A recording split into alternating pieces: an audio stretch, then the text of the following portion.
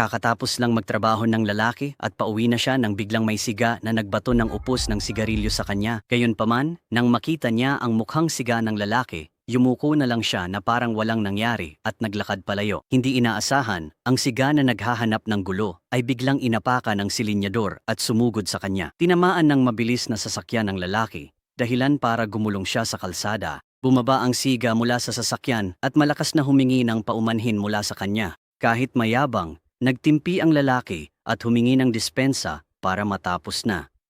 Sa gulat ng lahat, sinuntok pa siya ng siga para magyabang sa kasintahan. Pero tiniis lang ng lalaki ang lahat ng hindi lumalaban. Ngunit kung titingnan ang ekspresyon ng kanyang mukha, parang hindi siya nasaktan sa mga suntok na iyon. Pag-uwi niya sa bahay, umasta si Dohun na parang walang nangyari.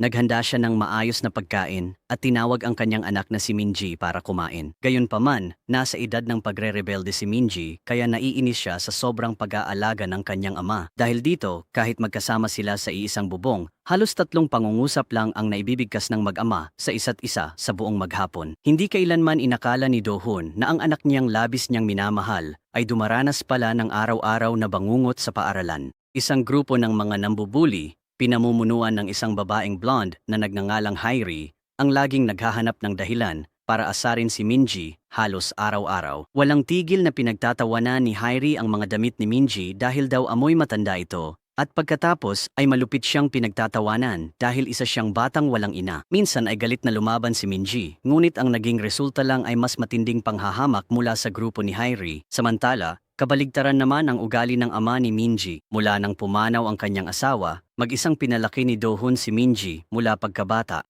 Mabilis lumipas ang panahon.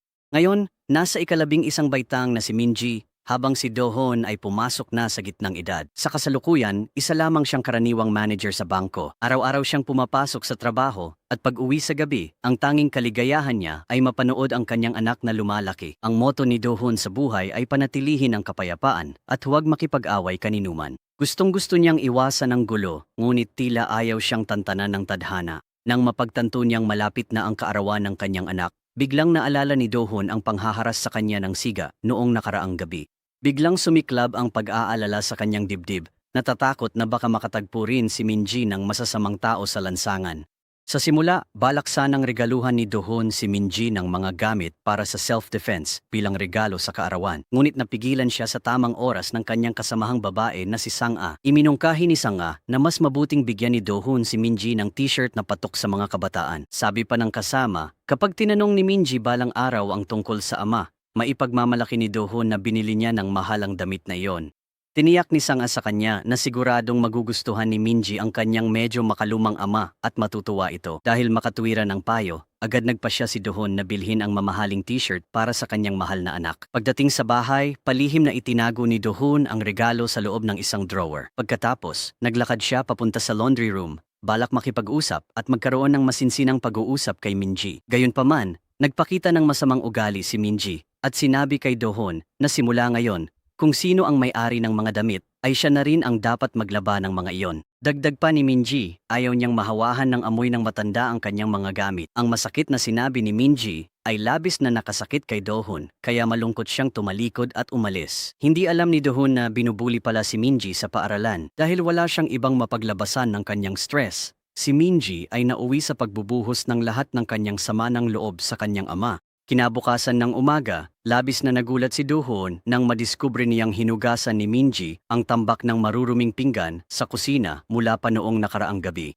Sa kabila ng kanyang mga walang isip na salita, sa kaibuturan ng kanyang puso, mahal na mahal pa rin niya ang kanyang ama. Sa paaralan, habang naghahanda si Minji na magpalit ng damit para sa klase ng PE, nadiskubre niyang itinapon ng grupo ni Hairi ang kanyang uniforme sa basurahan. Wala nang ibang magawa si Minji, kundi isuot ang kanyang karaniwang uniforme papunta sa gymnasium. Sa kabutihang palad, habang papunta roon, nagkasalubong sila ni Namhon.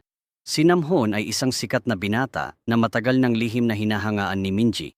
Nagkusang loob si Namhon na ipahiram kay Minji ang kanyang jacket pang-sports. Ang simpleng kilos na ito ay agad nagdulot ng labis na kaligayahan sa pusong dalagita ni Minji. Ngunit hindi alam ni Minji na nasaksihan ni Hairi ang romantikong tagpong iyon. Lalong naging mas ironic ang sitwasyon dahil may gusto rin si Hairi kay Namhon. Matagal nang itinuturing ni Hairi si Namhoon bilang kanyang tanging romantic na target. Kasabay nito, dumalo si Do-hoon sa isang taunang pagtitipon kasama ang dalawa niyang matagal ng kaibigan, sina Han-soo at Jin-chul. Noong nakaraan, sabay-sabay nilang naranasan ang napakagloryosong mga araw ng kanilang kabataan. Ngayon, kahit naging karaniwang mga lalaking nasa gitnang edad na silang tatlo, sapat na ang simpleng pagsasama-sama nila para mapuno ng kwento ang gabi. Habang masiglang ipinagmamalaki ni Jin-chul ang kanyang mahal na anak na babae, biglang nagkaroon ng tensyonadong sitwasyon sa katabing mesa. May ilang mga siga na puno ng tattoo ang nagsimulang maging bayolente at naghamon ng away sa may-ari ng tindahan. Sa nakitang insulto, nagalit agad si Jin-chul.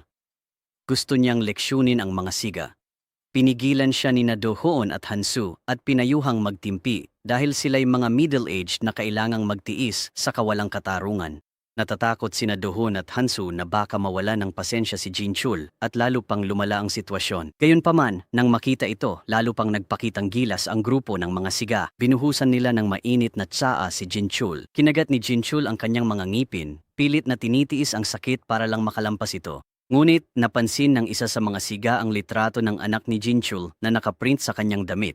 Agad siyang nagbitiw ng malalaswang biro at inutusan si Jin-chul na ipakilala sa kanya ang cute na batang babae. Hindi na malaya ng siga na nalampasan na niya ang sukdulang hangganan ng isang ama na labis magmahal sa anak. Bigla, tuluyang sumabog ang galit ni Jin-chul. Plano sanang tanungin ni Han-soo si Do-hoon kung dapat ba silang makialam sa gulo. Hindi inaasahan si Do-hoon na takot na madamay ay tahimik na naglaho na pala. Samantala, habang lalong lumalaban si Jin-chul, lalo rin siyang ginaganahan. Ibinuhos ni Jin-chul ang lahat ng lakas niya sa pag-atake. Pinugbog ang mga siga hanggang hindi na makilala ang kanilang mga mukha. Sa huli, kinailangan pang gumamit ng stun gun ng mga pulis para mapatigil ang sobrang galit na si Jin-chul. Sa ibang pangyayari, dinala ni Minji pabalik ang sports jacket upang isauli ito kay Namhoon. Sinamantala ni Minji ang pagkakataon at binigyan din si Namhoon ng isang karton ng strawberry milk bilang pasasalamat. Alam na alam ni Namhoon ang nararamdaman ni Minji para sa kanya, kaya nagbitiw siya ng ilang mapanuksong biro bilang tugon. Sa kasamaang palad, nasaksihan na naman ng babaeng blonde na si Hairi ang tagpong ito. Pagkatapos ng klase, hinablot ni Hairi ang buhok ni Minji at kinaladkad siya papasok sa storage room. Walang awang sinampal ni Hairi si Minji ng 2 beses sa mukha, dahilan upang siya ay mamangha. Malakas na pinagalitan ni Hairi si Minji, inakusahan siyang nagtatangkang makipaglandian sa lalaking gusto ni Hairi.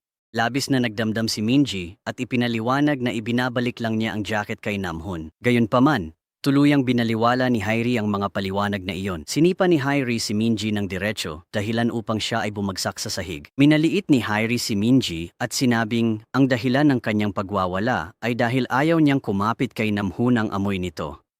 Ang amoy ng isang ulila ay sumugat sa damdamin ni Minji kaya nawala siya sa sarili. Sinipa ni Minji si Hairi pabagsak at sumugod, marahas siyang inatake. Makalipas lamang ng kaunti, agarang ipinatawag si Do-hoon ng administrasyon ng paaralan. Talagang masama ang pakiramdam sa sitwasyong ito dahil ang ama ni Hairi ay si Joo-hak, ang chairman ng isang construction conglomerate. Si Joo-hak ay nagmula sa pagiging kilalang pinuno ng sindikato at sinuportahan pa ng mga matataas na opisyal. Pagdating ni Do-hoon sa paaralan, humahagulhol si Minji at halos hindi makapagsalita habang isinasalaysay ang lahat ng dinanas niyang pambubuli. Sinabi ni Minji sa kanyang ama na ngayon lang niya talaga hindi na kinaya, kaya nagpasya siyang lumaban. Umasa si Minji na si Do-hoon ang tatayo para protektahan siya at ipaglaban ang hustisya. Hindi inaasahan, labis na nadismaya si Minji sa naging kilos ng kanyang ama.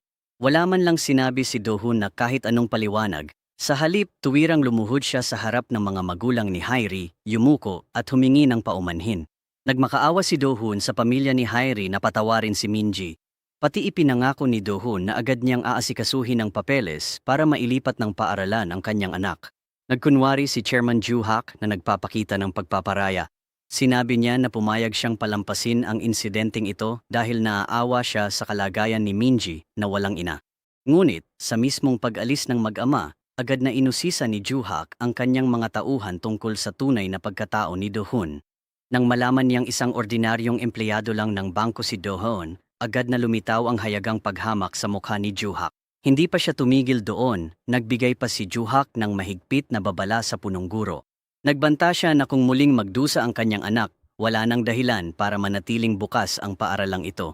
Samantala, tuluyang nanlamig ang puso ni Minji. Parang gumuho ang mundo sa paligid niya sa harap mismo ng kanyang mga mata. Para kay Minji, ang kanyang ama na lang ang natitirang haligi ng suporta sa buhay na ito. Iniisip niya na hindi kailanman nagsikap ang kanyang ama na makamit ang mataas na katayuan sa lipunan para maitaas ng kanyang anak ang noo ng may pagmamalaki. Hindi lang iyon, lumitaw ding mahina at duwag si Do-hun, palaging yumuyuko sa mga makapangyarihan. Ang katotohanang hindi naglakas loob si Do-hun na magsalita para ipagtanggol ang kanyang anak kahit isang salita man lang, ay labis na ikinabigo ni Minji. Sa kanyang galit, sinabi ni Minji na matutulog siya sa bahay ng kaibigan ngayong gabi. Pagkatapos noon, tumalikod si Minji at naglakad palayo mag-isa. Gayunpaman, habang papunta siya sa bahay ng kaibigan, biglang nakatanggap ng abiso si Minji sa kanyang telepono. Isang mensahe iyon mula kay Namhoon, ang lalaking lihim na kinahuhumalingan ni Minji. Pinapunta ni Namhoon si Minji sa likod ng paaralan mamayang gabi. Samantala, binisita ni Do-hun ang kolumbaryo ng kanyang asawa. Mag-isa siyang naupo at humingi lang ng tawad dahil sa hindi pag-aalaga ng maayos sa kanilang anak. Pag-uwi, naghintay si Do-hun hanggang hating gabi. Nag-aalala ng husto si Do-hun para sa kaligtasan ni Minji. Tinawagan niya ito pero hindi sumasagot. Kinaumagahan, hindi pa rin maabot si Minji. Tinanong ni Do-hun ang kaibigan nito pero nalamang wala roon ang anak kagabi. Dahil sa masamang kutob, agad na nagmadali si Do-hun papunta sa paaralan. Doon, natuklasan niyang hindi rin pumasok si Minji sa klase ngayong araw. Sa mismong sandaling iyon, dumating si Namhoon na puno ng pasa at sugat ang mukha. Ikinuwento ni Namhoon kay Do-hun na noong nakaraang gabi, ninakaw ng isang grupo ng mga siga ang kanyang cellphone. Ang mismong grupong iyon ang nagkunwaring si Namhoon upang akitin si Minji papunta sa likurang gate ng paaralan. Dali-daling tumakbo si Do-hun papunta sa itinakdang lugar ng tagpuan. Ngunit ang tanging natira sa lugar ay isang malaking bahid ng dugo at isang panali ng buhok na nakakalat sa lupa. Agad na nakilala ni Do-hun na ang panaling ito ay pagmamay-ari ng estudyanteng may blonding buhok na si Hairi. Hindi magawang isipin ni Do-hun ang mga kakilakilabot na maaaring nangyari kay Minji. Ilang sandali pa, palihim na bumalik sa lugar sina Hairi at ang kanyang lalaking kasabwat. Malinaw na layunin nila na burahin ang anumang bakas na naiwan. Yumuko si Do-hun at pinulot ang panali ng buhok. Mahigpit niyang tinanong si Hairi upang malaman kung nasaan na si Minji. Nainis ang kasamang siga sa gitnang gulang na lalaking ito, kaya't nagtangka siyang suntukin si Do-hun. Walang sino man ang nag-akala na may laga ni Do-hun ang atake ng ganoon kadali. Ni hindi man lang nilingon ni Do-hun ang siga kahit isang beses. Nakatuon lamang siya sa pagtatanong kay Hairi tungkol sa kinaroroonan ng kanyang anak na babae. Dahil sa matinding kahihiyan, nagngit-ngit sa galit ang siga. Marahas niyang hinubad ang kanyang damit at lumantad ang katawan niyang puno ng magulong mga tattoo. Mayabang niyang hinamon si Do-hun na hubarin ang kanyang damit para makipaglaban, sabay pagbabanta na siya na mismo ang maghuhubad nito kung hindi makikipag-cooperate ang lalaki. Hindi inaasahan. Nang matanggal ang damit ni Do-hun, lumantad ang katawan niyang puno ng hindi mabilang na nagkakrus-krus na mga peklat, dahilan upang matakot ng husto sina Hairi at ang siga. Hindi nila alam na ang tahimik at tila mahina na gitnang gulang na lalaking ito ay dati palang super agent na tumakas mula sa Hilagang Korea. Matapos siyang tumakas, palihim na ni-recruit si Do-hun ng South Korean Intelligence Agency. Lumahok siya sa maraming misyon ng espiya bilang double agent.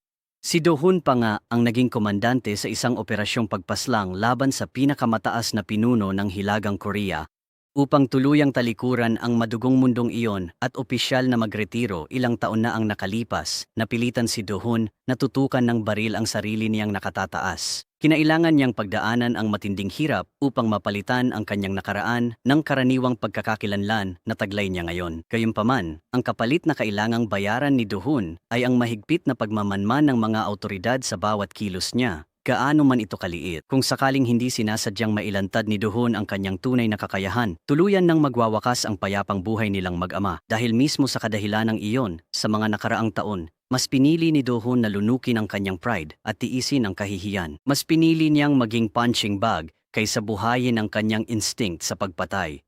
Ngunit ngayong ang anak niya at ang buong mundo ay nalagay sa panganib na wala ng saysay ang kanyang mga patakaran. Itinaas ni Section Chief Kim ang kanyang ulo. Ang mahina at duwag na ekspresyon na dati makikita sa kanyang mga mata ay tuluyan ng naglaho. Sa susunod na segundo, opisyal nang nagsimula ang isang totoong laban na puno ng aksyon. Bago pa man makita ng malinaw ng siga ang pag-atake, matindi na siyang binugbog ni Do-hun. Nagdurugo ang kanyang mga labi at ngipin na nagsama-sama sa isang magulong kalagayan. Ayaw nang mag-aksaya ng kahit isang segundo, agad ginamit ni Do-hoon ang isang metal na kadena upang mahigpit na sakalin ang leeg ng walang hiyang iyon. Mariin niya itong inusisa upang malaman ang kasalukuyang kinaroroonan ni Minji. Bumalik tayo sa nakaraan, 17 taon na ang nakalipas, tuloy-tuloy na nagsagawa ng mga asasinasyon ang North Korean Intelligence Bureau na tinarget ang 2 undercover agents at isang diplomat ng South Korea. Agad namang naglunsad ng matinding kontra-atake ang South Korean Intelligence Agency. Nagpasya silang ipadala ang kanilang ace agent na si Do-hoon upang alisin ang Deputy Director of Intelligence ng kalaban. Sa tulong lamang ng isang sasakyan, mag-isang sumalakay si Do-hoon sa pinakaloob ng pugad ng kalaban. Pinili ni Do-hoon ang isang madilim na lagusan bilang lugar para tambangan ang convoy ng Deputy Director. Matapos matagumpay na mapatay ang buong escort team ng mga espesyal na ahente, nabihag ni Do-hoon ng buhay ang matandang lalaki bilang bihag. Pagkatapos, pinaharurot niya ang sasakyan palabas ng lagusan. Kahit napaligiran ng mga kalaban, walang takot na pinasibad ni Do-hoon ang kotse at sumagasa diretsyo sa malalim na dagat. Ang naging resulta ng aksyong iyon ay ang pagkamatay ng Deputy Director. Ayon mismo sa plano, tungkol naman kay Do-hoon, natural na nailigtas niya ang kanyang sarili. Agad na bumalik si Do-hoon sa South Korea at dali-daling nagtungo sa ospital upang makita ang kanyang asawang nanganganak. Sa kasamaang palad, nagkaroon ng komplikasyon ang kanyang asawa habang nanganganak. Ang nagawa lamang ng mga doktor ay mailigtas ang sanggol. Ngunit hindi na isalba ang ina. Bago tuluyang pumanaw, nagawa lamang ng kanyang asawa na hikayatin si Do-hoon na talikuran ang lahat ng kanyang nakaraan. Nais niya na ituon ni Do-hoon ang kanyang buhay sa pag-aalaga at pagpapalaki ng kanilang anak na babae hanggang sa ito'y lumaki. Upang tuluyang makaalis sa mundong politikal na puno ng panlilinlang at madugong labanan, napilitan si Do-hoon na tutukan ng baril ang kanyang nakatataas. Lumabas na matagal nang ginagamit ng mga pinunong iyon si Do-hoon bilang kasangkapan sa pagpatay. Paulit-ulit nilang ipinangako na papayagan si Do-hoon na magretiro ng marangal. Ngunit sa bawat pagkakataon, agad nilang binabali ang kanilang mga napagkasunduang pangako. Sa pagtutunggalian na ito, determinado si Do-hoon na ituloy hanggang dulo. Nagbanta siyang isasama niya ang lahat sa kamatayan kung kinakailangan. Doon pumayag ang mga nakatataas na lagdaan ng papeles na hinayaan si Do-hoon na iwan ang lahat. Pagkatapos lisanin ang mundo ng mga baril at bala, pumasok si Do-hoon sa isang bagong laban na kasing tindi rin, ang pagiging full-time na ama sa bahay na nag-aalaga sa kanyang anak. Kinailangan ni Do-hoon na magsikap ng husto upang matutunan kung paano alagaan ang kanyang munting sanggol. Itinuring niyang mundo ang anak na babae. Nagdala rin si Minji ng ligaya sa nag-iisang ama. Kagabi, habang palabas si Namhoon sa cram school, hinarang siya ng grupo ng isang matipunong siga. Ninakawan nila si Namhoon ng kanyang cellphone. Ginamit ng grupo ang pangalan ni Namhoon para i-text at yayain si Minji sa likurang gate ng paaralan.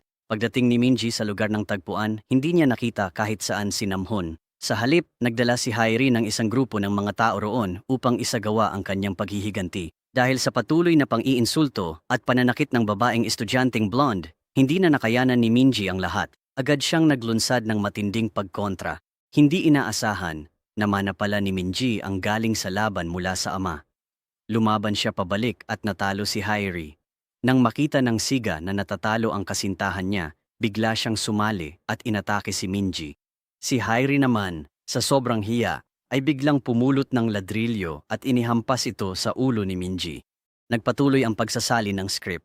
Nang tumagas na ang sariwang dugo sa sahig at hindi na gumagalaw si Minji, doon pa lang nagsimulang makaramdam ng takot ang grupo ng mga kabataan. Naisa na nilang kunin ang kanilang mga telepono upang tumawag ng ambulansya.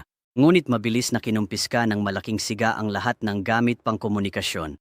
Nagbanta pa siya na lahat ng naroroon ay mga kasabwat. Upang matulungan ang kanyang kasintahan na makaiwas sa parusa ng batas, agad siyang tumawag kay Oh Min-chul. Si Oh Min-chul ay isang profesional na tagasingil ng utang na kabilang sa Gold Tooth Gang. Tinanong ng siga si Oh Min-chul kung paano itatago ang bangkay ni Minji. Ngunit aksidenteng narinig ng isang boss ng gang na may peklat sa mukha ang tungkol sa insidenteng ito. Nang malaman ng boss na may peklat na si Hairi ay mahalagang anak ni Chairman Juhak ng Construction Corporation, kusa siyang nag-alok na siya na ang bahala sa pagtatapon ng bangkay.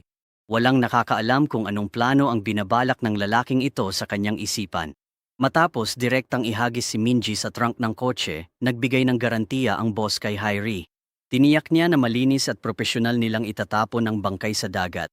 Hindi rin niya nakalimutang utusan si Hairi na huwag sasabihin kahit kanino, lalo na sa kanyang amang chairman, ang tungkol sa insidenteng ito. Pagbalik sa kasalukuyan, mahigpit pa ring sinasakal ni Dohon ang leeg ng malaking siga gamit ang kadena habang iniimbestigahan niya ito. Napakadulas ng siga at hindi madaling paaminin. Tumanggi siyang aminin ng totoo at sa halip ay nagsinungaling na si Minji raw ay nadapa at nahulog habang sinusubukang tumakas. Dagdag pa niya, siya mismo ang tumawag kay Oh Min-chul upang humingi ng tulong sa pag-aasikaso ng insidente. Tiniyak niya na mula noon, wala na siyang anumang karagdagang impormasyon. Matapos ang investigasyon at makuha ang mahahalagang pahiwatig, umuwi si Dohon upang magpalit ng maayos na kasuotan. May dala siyang maletang puno ng mabibigat na gamit at mga sandata para sa labanan. Pagkatapos noon, dumiretso si Dohon sa taguan ng grupo na pinamumunuan ni Oh Min-cheol. Sa mga oras na ito, abala sina Oh Min-cheol at ang kanyang mga kasabwat sa pagharap sa isang lalaking nangutang ngunit hindi nakabayad. Upang mabawi ang utang na iyon, nagpaplano ang malupit na grupong ito ng isang operasyon upang kunin ang mga bahagi ng katawan ng kaawa-awang anak na babae ng lalaki. Sa kabutihang palad, habang malapit na nilang isagawa ang malupit na gawain, biglang sumugod si Dohon at dumating siya sa tamang oras. Nang makita ni Dohon ang isang batang babae na kasing edad ng kanyang anak na halos abusuhin ang katawan, lalo pang nag-alab ang kanyang galit. Mas matindi at matatag ang kanyang mga naging hakbang na ang layunin ay tuluyang lipulin ang masamang grupong iyon. Agad namang naamoy ng leader na si Oh Min-cheol ang nalalapit na panganib. Mabilis siyang nakaisip ng paraan upang tumakas. Hindi inaasahan, sa mismong paglabas niya, agad na nahulog si Oh Min-cheol sa patibong na inihanda ni Dohon. Bago pa man niya lubos na maunawaan kung sino talaga ang nakakatakot na lalaking ito, kinailangan ni Oh Min-cheol na tanggapin ang buong lakas ng isang napakalakas na suntok diretso sa kanyang mukha. Samantala, ang dalawang matalik na kaibigan ni Dohon ay nakakulong pa rin sa mga awtoridad matapos ang gulo na naganap noong nakaraang gabi. Walang kaalam-alam ang dalawa na naitala ng isang nagdaraan ang insidente noong araw na yon. Sa kasalukuyan, ang video na yon ay umaani ng napakalaking atensyon sa iba't ibang social media platforms. Agad na napansin ng North Korean Intelligence Bureau ang paglitaw ni Dohon sa video. Kinilala nila si Dohon bilang ang target na hinahanap sa pinakamataas na antas. Ang Director General ng Intelligence Bureau ay may malalim na galit kay Dohon na nag-ugat pa 17 taon na ang nakalilipas. Wala siyang ibang nais kundi agad na maglabas ng utos na ipadala ang mga mamamatay tao upang patayin si Dohon kaagad. Gayunpaman, nagkaisa ang iba pang mga mataas na opisyal sa kanilang pagtutol sa desisyong ito. Ang dahilan ay dahil sa isang napakahalagang negosasyon sa pagitan ng Hilaga at Timog Korea na malapit ng maganap. Sa halip na magsagawa ng madugong asasinasyon na maaaring magdulot ng matinding kaguluhan, nagpasya silang magpadala ng isang elite na espiya na sasama sa delegasyong diplomatiko. Ang layunin ng hakbang na ito ay upang maaresto si Dohon sa paraang maayos at lihim hanggat maaari. Gayunpaman, lubos na nauunawaan ng Direktor General ang tunay na kakayahan ni Dohon. Dahil dito, wala siyang anumang tiwala sa grupo ng mga espiya na ipadadala. Alam niyang tiyak na walang sinuman ang kayang mahuling buhay si Dohon. Ang tanging posibleng eksepsyon ay isang alamat na may code name na number 66.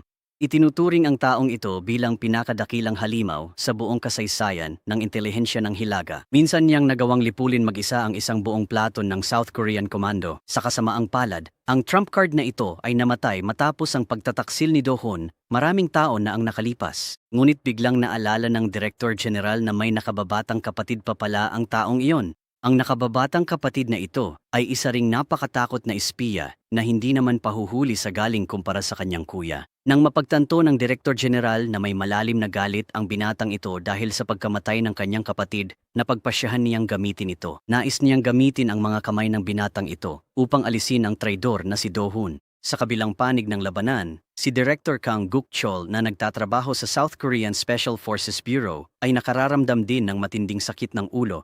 Ang sanhi ay nag-ugat mula sa isang emergency report na may kaugnayan kay Kim Dohon. Nagpadala ang panig ng North Korea ng opisyal na arrest warrant sa pamamagitan ng hotline system. Hiniling nila na magpadala ng mga ahente ng direkta upang isagawa ang pag-aresto. Ang kasalukuyang sitwasyon ay tunay na parang isang dilema dahil ang gobyerno ng South Korea ay palaging itinatanggi ang pag-iral ni Agent Kim. Ayaw nilang mapunta sa kamay ng kalabang grupo ang isang mapanganib na tao tulad ni Dohon, kaya nagpasya si Direktor Kang Guk-chol na magpadala ng mga tauhan upang maunahan si Dohon.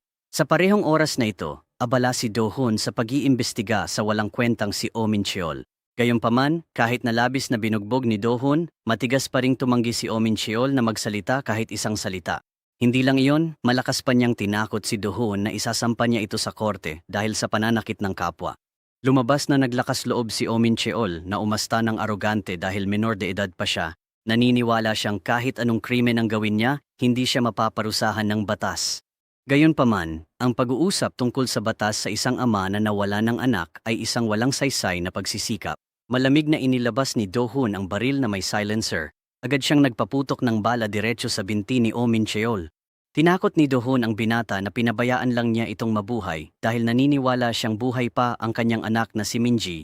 Dagdag pa ni Do-hoon, kung may mangyari kay Minji, buong pamilya ni Oh Min-cheol ang magbabayad ng kanilang mga buhay. Sa mismong sandaling iyon, biglang nakatanggap ng text message ang telepono ni Oh Min-cheol.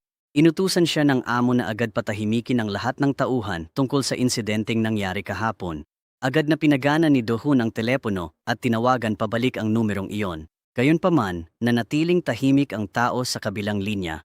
Lumabas na matalino nilang napansin ang mga palatandaan ng kaguluhan. Agad naglabas ng utos ang amo na may peklat na burahin ang lahat ng nilalaman sa group chat. Maging ang telepono ay maingat niyang itinapon diretso sa kanal upang putulin ang anumang posibleng ebidensya na maaaring imbestigahan. Pagkabasa ng text message na binabanggit ang pagtatapon ng isang bangkay, parang lumubog sa napakalamig na yelo ang puso ni Do-hoon. Walang tigil na nanumpa si Oh Min-cheol. Ipinaliwanag niya na matapos mabura ang online chatroom, hindi na talaga siya makahanap ng paraan para muling makontak ang amo na yon. Sa gitna ng matinding kawalan ng pag-asa, naghanda si Do-hoon na umatake at tapusin ang buhay ng walang kwentang taong iyon. Sa mismong sandaling iyon, biglang sinalakay ng mga pulis ang lugar. Samantala, ang dalagang si Hairi ay hindi mapakali sa kanyang pagkakaupo at pagtayo. Lubos siyang nag-aalala na baka may ibang makadiskubre sa bangkay. Kasabay nito, natatakot din si Hairi sa posibilidad na hanapin siya ng ama ni Minji na isang mamamatay tao upang maghiganti para sa kanyang anak.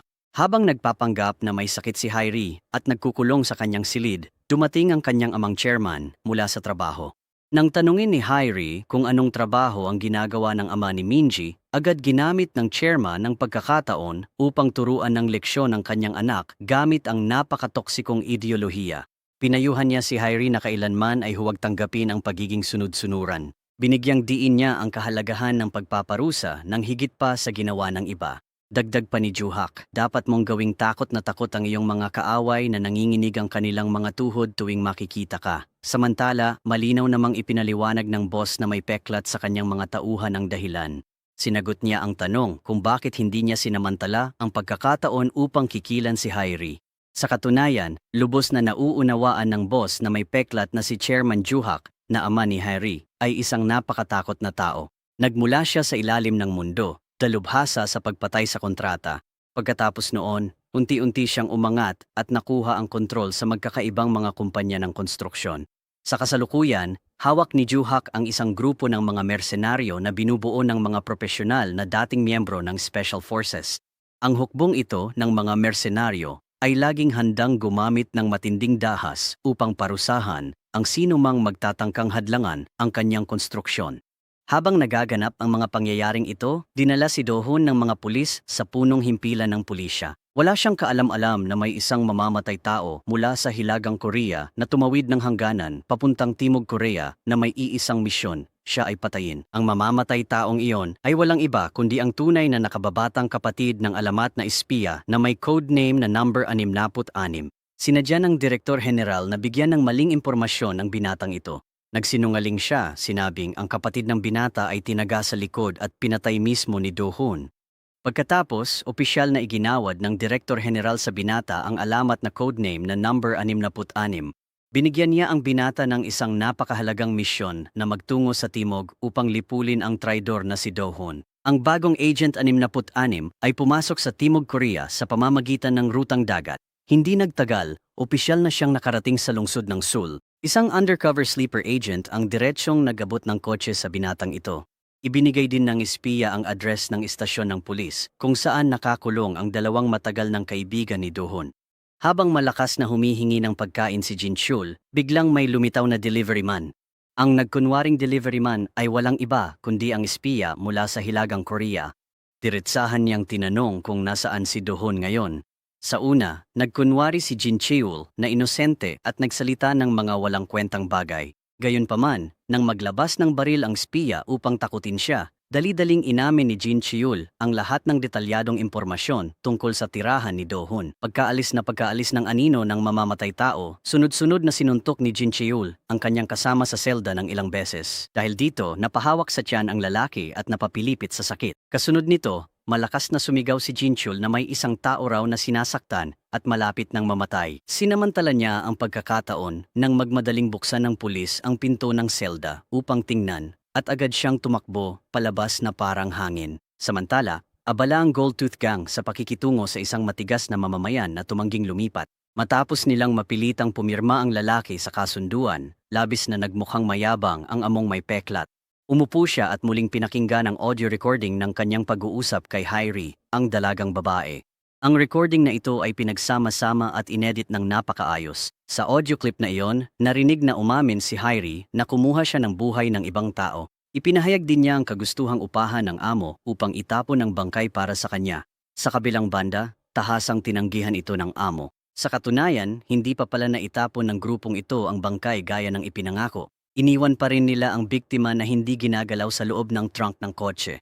Walang kaalam-alam ang buong grupo na si Minji ay bahagya pa ring humihinga sa mga sandaling iyon. Habang nangyayari ang lahat ng ito, matigas na tumanggi si Do-hun na magsalita o umamin ng kahit ano sa mga pulis. Nang kinuha ng mga pulis ang fingerprint ni Do-hun upang hanapin sa database, laking gulat nila nang biglang nag-anunsyo ang sistema na hindi sila pinapayagang makapasok. Lumabas na lahat ng personal na impormasyon ni Do-hun ay nakaklasify sa napakataas na antas ng seguridad. Dahil dito, lubos na nawalan ng magagawa ang lokal na pulisya. Sa mismong sandaling iyon, biglang tumunog ang mobile phone ni Do-hun. Nakita sa screen na ang tumatawag ay ang kanyang anak. Sa isang tingin lang sa tawag, pinatumba agad ni Do-hun ang mga pulis. Pagkatapos, mabilis niyang sinagot ang telepono at nagsalita ng may nanginginig na boses, tinanong kung siya ba ang kanyang anak. Mahinang binanggit ni Do-hun ang pangalan ni Minji na may pananabik. Sa mismong sandaling ito, opisyal na nagtapos ang episode 2 ng serye. Napaisip ang mga manunood kung ang tawag ay sa anak niya o patibong lang ng mga kontrabida. Kinabukasan ng umaga, matagumpay na nakapasok si number 66 sa punong himpilan ng pulisya.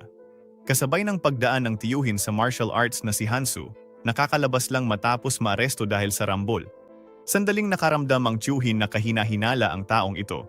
Ngunit hindi na niya ito masyadong pinag-isipan. Ilang minuto ang lumipas, pinatumba ni number 66 ang isang pulis, nagpalit ng damit, at nagkunwaring tagahatid ng pagkain upang makalapit kay Jin Cheol at pilitin siyang sabihin ang address ni Agent Kim.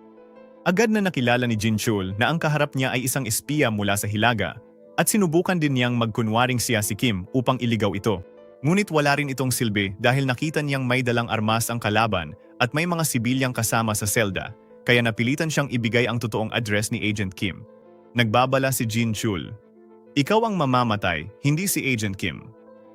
Pagkaalis ni number 66, sinuntok ni Jin Cheol ang kasama at nagpanggap na may emergency para pabuksan ang selda sa mga pulis upang makatakas at makapagbalita. Samantala, pinagawa ng lalaking may gintong ngipin na i-edit at pagdugtong-dugtungin ang audio recording. Kaya't lumabas na inosente siya na siya ang tumangging tumulong kay Haiji at talagang wala siyang kinalaman sa kaso ng pagtatapon. Marahil ay naghahanda siya ng panibagong galaw sa chess upang makatakas sa kontrol ni Chairman Do. Samantala, sa istasyon ng pulis, patuloy na iniinteroga si Kim tungkol sa mga nakumpiskang baril at bala, ngunit ni isang salita ay hindi siya nagsalita. Nang suriin ng pulisya ang kanyang mga fingerprint sa sistema, lahat ng impormasyon ay nakalock sa antas na top secret. Kahit sila ay wala ring sapat na autoridad upang ma-access ito dahil ang kanyang profile ay kabilang sa kategoryang top secret na pinamamahalaan ng ahensya ng intelihensya. Biglang tumunog ang telepono ni Kim sa evidence storage room. Nang marinig niyang anak niya ang tumatawag, agad nag-iba ang kanyang mga mata. Sa isang iglap lang, pinabagsak niya ang lahat ng pulis na nagbabantay sa kanya, dumiretso sa evidence room, pinasuko ang natitirang tao, kinuha ang telepono, nagbigay ng senyas na manahimik, at saka tinanong sa nanginginig na tinig, "Minji, ikaw ba yan?" Bumalik tayo 5 buwan ang nakalipas sa silid-aralan, nakiusap ang matalik na kaibigang si Hyun kay Minji na ipahiram ang kanyang telepono dahil kinumpiska ng guro ang kanya. Pagkapulot pa lang, nagulat si Hyun dahil mas luma at mas sira pa ang telepono ni Minji kaysa sa isang antigong gamit. Noong panahong iyon, napansin lang ng dalaga na halos lahat sa paligid ay gumagamit ng pinakabagong modelo, kaya medyo nagtampo siya. Pag-uwi niya, bigla siyang nagkusang loob na pumunta sa kusina para magluto ng masaganang pagkain at sunod-sunod na inabutan ng pagkain at tinanong ang mahal niyang ama sa kakaibang paraan. Dahil kilalang kilala ni Kim ang kanyang anak, agad siyang nagtanong ng direkta, "Magkano ang kailangan mo?" Nag-atubili muna si Minji bago sinabi na gusto niyang magpalit ng bagong telepono. Walang sinabi si Kim, tahimik na inilabas ang telepono. Luma na ito at sabi niya, "Ipagpapalit ito ni Dad para sa'yo." Sa reaksyon nito, napatahimik siya at bit-bit ang mga pagkain pabalik sa kwarto. Pero nang gabing iyon, pag-uwi galing paaralan, napatigil siya nang makita ang bagong telepono sa mesa. Ang problema lang ay medyo corny ang heart-shaped na keychain. Masayang tumakbo palabas si Minji at nagpasalamat sa kanyang ama, "Mahal kita, Dad." Nagkunwari pa ring malamig si Kim, mahina lang na sumagot ng oo.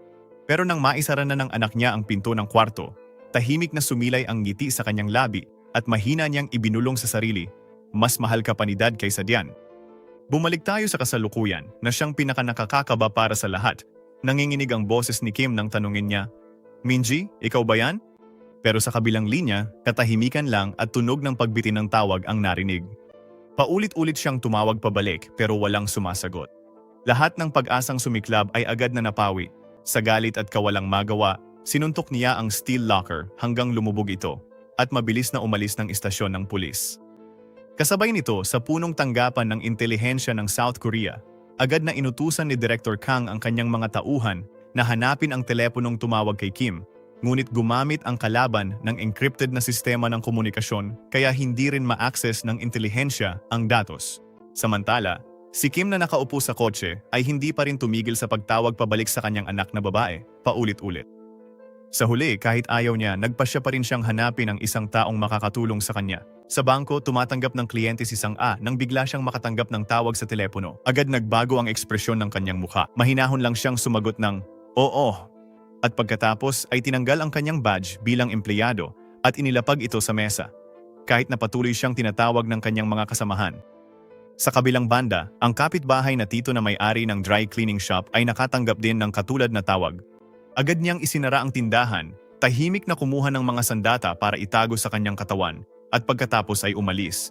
Lumabas na sa loob ng maraming taon, pareho pala silang mga undercover agent na inatasan ng bureau upang tahimik na bantayan at protektahan si Kim. Sa headquarters, mabilis ding pinatawag ni Director Kang ang kanyang mga tauhan para sumakay sa mga sasakyan at hanapin si Agent Kim bago pa tuluyang mawalan ng kontrol ang lahat. Samantala, sa bahay ni Chairman Do, habang patuloy na nagrereklamo ang kanyang asawa, napansin din niyang may mga kakaibang kilos ang kanyang anak na babae. Matapos ang insidente sa paaralan, nakita niyang binanggit ng bata ang ama ni Minji na may takot at pag-aalalang itsura. Dahil may kutob siyang may mali, agad siyang nag-utos sa isang tao na imbestigahan ang lahat ng ginawa ni Haiji kamakailan. Agad na kumilos ang team ni Chairman Do. Hindi nagtagal, natuklasan nilang madalas makipag-ugnayan si Haiji kay Minho sa pamamagitan ng text messages at madalas ding nababanggit si Minji, kasama ng sunod-sunod na kahina-hinalang nilalaman. Sa bahay ni Kim, dumating din ang North Korean spy na si number 66 para mag-ambush. Pagkapasok niya sa kusina, nadatnan niyang nakaupo na si Tito Jin Cheol na parang alam na ang lahat ng mangyayari. Hindi na nagsayang ng salita, agad na inilabas ni number 66 ang kanyang sandata at itinutok ito sa kalaban habang si Jin Cheol naman ay kalmadong kumuha ng kawali sa kusina bilang sandata. Kahit matagal na siyang hindi sumasama sa mga misyon, ang karanasan niya sa pakikipaglaban ay naging dahilan para paulit-ulit na mapunta sa alanganin ang kalaban. Matapos ang sagupaan, alam ni number 66 na hindi niya ito kayang patagalin kaya agad siyang umatras. Hinabol siya ni Jin Cheol ngunit hindi na niya ito naabutan. Sa huli, naging dahilan ang edad kaya hindi na kasing liksi ng dati ang kanyang katawan. Nang tuluyang tumahimik ang bahay, dahan-dahang gumapang palabas mula sa likod ng kurtina ang kapitbahay na tito mula sa dry cleaning shop. Halos tinamaan na siya ng buong talim kanina. Agad niyang tinawagan si Director Kang upang iulat na may isang mangangaso na lumitaw sa bahay ng mga Kim. Isang taong malamang ay galing sa Hilagang Korea. Lalo pa siyang nagulat nang malamang naroon din si Jin Cheol. Kasabay nito, may tumawag na tauhan upang iulat na natuntun na nila ang telepono ni Agent Kim. Ang lokasyong lumabas ay sa Hansu Martial Arts Dojo. Dito nakipagkita si Kim kay Hansu, mabilis na ikinuwento ang lahat ng nangyari at humingi ng tulong sa kanyang kaibigan. Ngunit bago pa sila makapag-usap ng mas matagal, biglang sumugod si Director Kang at ang Special Forces team. Napilitang magtago si Kim ngunit natuklasan pa rin siya. Napakatuso nila na umabot pa sa pag-hostage ng bata. Ngunit hindi nasayang ang pagsasanay ni Hansu. Isang sipa ang pinakawalan niya na tumama sa ibabang bahagi ng kalaban at mabilis siyang tumakbo palabas ng ligtas. Formal nang nagbukas ng putukan ang dalawang panig. Dahil sa home court advantage, nagawa ni Hansu na pangunahan si Kim sa paglusot sa buong dojo. Sabay na lumalaban at umaatras. Dahilan upang ilang ulit na mawala sa radar ng intelligence forces. Sunod-sunod ang putok ng mga bala na parang pumuputol sa hangin. Bawat pinto at pader ay nagsilbing panangga. Ang habulan ay naganap ng walang humpay mula sa loob ng dojo hanggang sa labas. Sa huli, kalmadong binaril ni Hansu at pinlat ang mga gulong ng lahat ng sasakyan ng kalaban upang matakasan sila. Agad na sumakay ang dalawa sa isang espesyal na sasakyan na balot ng alikabok na tila iniwan na ng maraming taon. Ngunit pag-andar ng tiyuhin, gumana pa rin ang buong sistema na parang bago. Habang nasa daan, biglang may tumawag kay Kim mula sa isang hindi kilalang numero. Sinabihan siya ni Hansu na magpukus na lang sa pagmamaneho at siya na ang sasagot ng tawag. Lumabas na si Jin Cheol pala ang tumatawag. Dahil kinumpiska ang kanyang telepono, napilitan siyang manghiram ng telepono ng kakampi para mag-ulat ng balita. Sinabi niya na may isang pinaghihinalaang espiya mula sa Hilagang Korea na pumunta sa bahay ni Kim upang habulin ang mag-ama. Malaki ang posibilidad na nasa panganib si Minji sa paaralan. Sa puntong ito, hindi pa alam ni Jin Cheol na dinukot na pala si Minji kanina. Matapos ipaliwanag ni Hansu ang buong katotohanan, labis siyang nagulat at nagalit at gustong magtipon agad para iligtas ang pamangkin. Sakto namang natuntun na ang lokasyon ng telepono ni Minji. Sinabi ni Jin Cheol sa kanila na basahin ang address at agad siyang pupunta roon. Samantala, sa bahay ni Minho, dumating ang tauhan ni Chairman Do upang magtanong. Ikinuwento niya ang lahat, na si Haeji ang nasa likod ng lahat. Siya ang nag-utos sa kanya tungkol kay Minji, at ang ama ay isang halimaw na puno ng peklat at tama ng bala sa katawan, na sa loob lamang ng isang gabi ay ginawang lumpo siya. Matapos iulat ang lahat kay Chairman Do, upang patahimikin ang saksi at protektahan si Haeji, agad na pinatay ng tauhan ang si Minho. Sa isa pang eskinita, may ilang siga na nambubuli ng isang lalaking estudyante nang biglang lumitaw si number 66. Malamig na tinanong ng North Korean spy kung alam ba nila kung nasaan si Minji. Mukhang hindi pa rin niya alam na dinukot na ang dalaga. Nang makita niyang ayaw makipagtulungan ng mga estudyante, agad niyang pinilit ang isa sa kanila na samahan siya para hanapin si Minji. Sa paaralan, dumating ang undercover na babaeng ahente na si Sang-a upang magtanong tungkol sa kinaroroonan ni Minji. Ngunit malamig lamang na sumagot ang guro na sinuspinde ang dalaga dahil sa paglabag sa mga patakaran. Nang nagtanong pa siya kung may nangyaring karahasan sa paaralan noon, agad itong itinanggi ng guro at dali-daling umalis.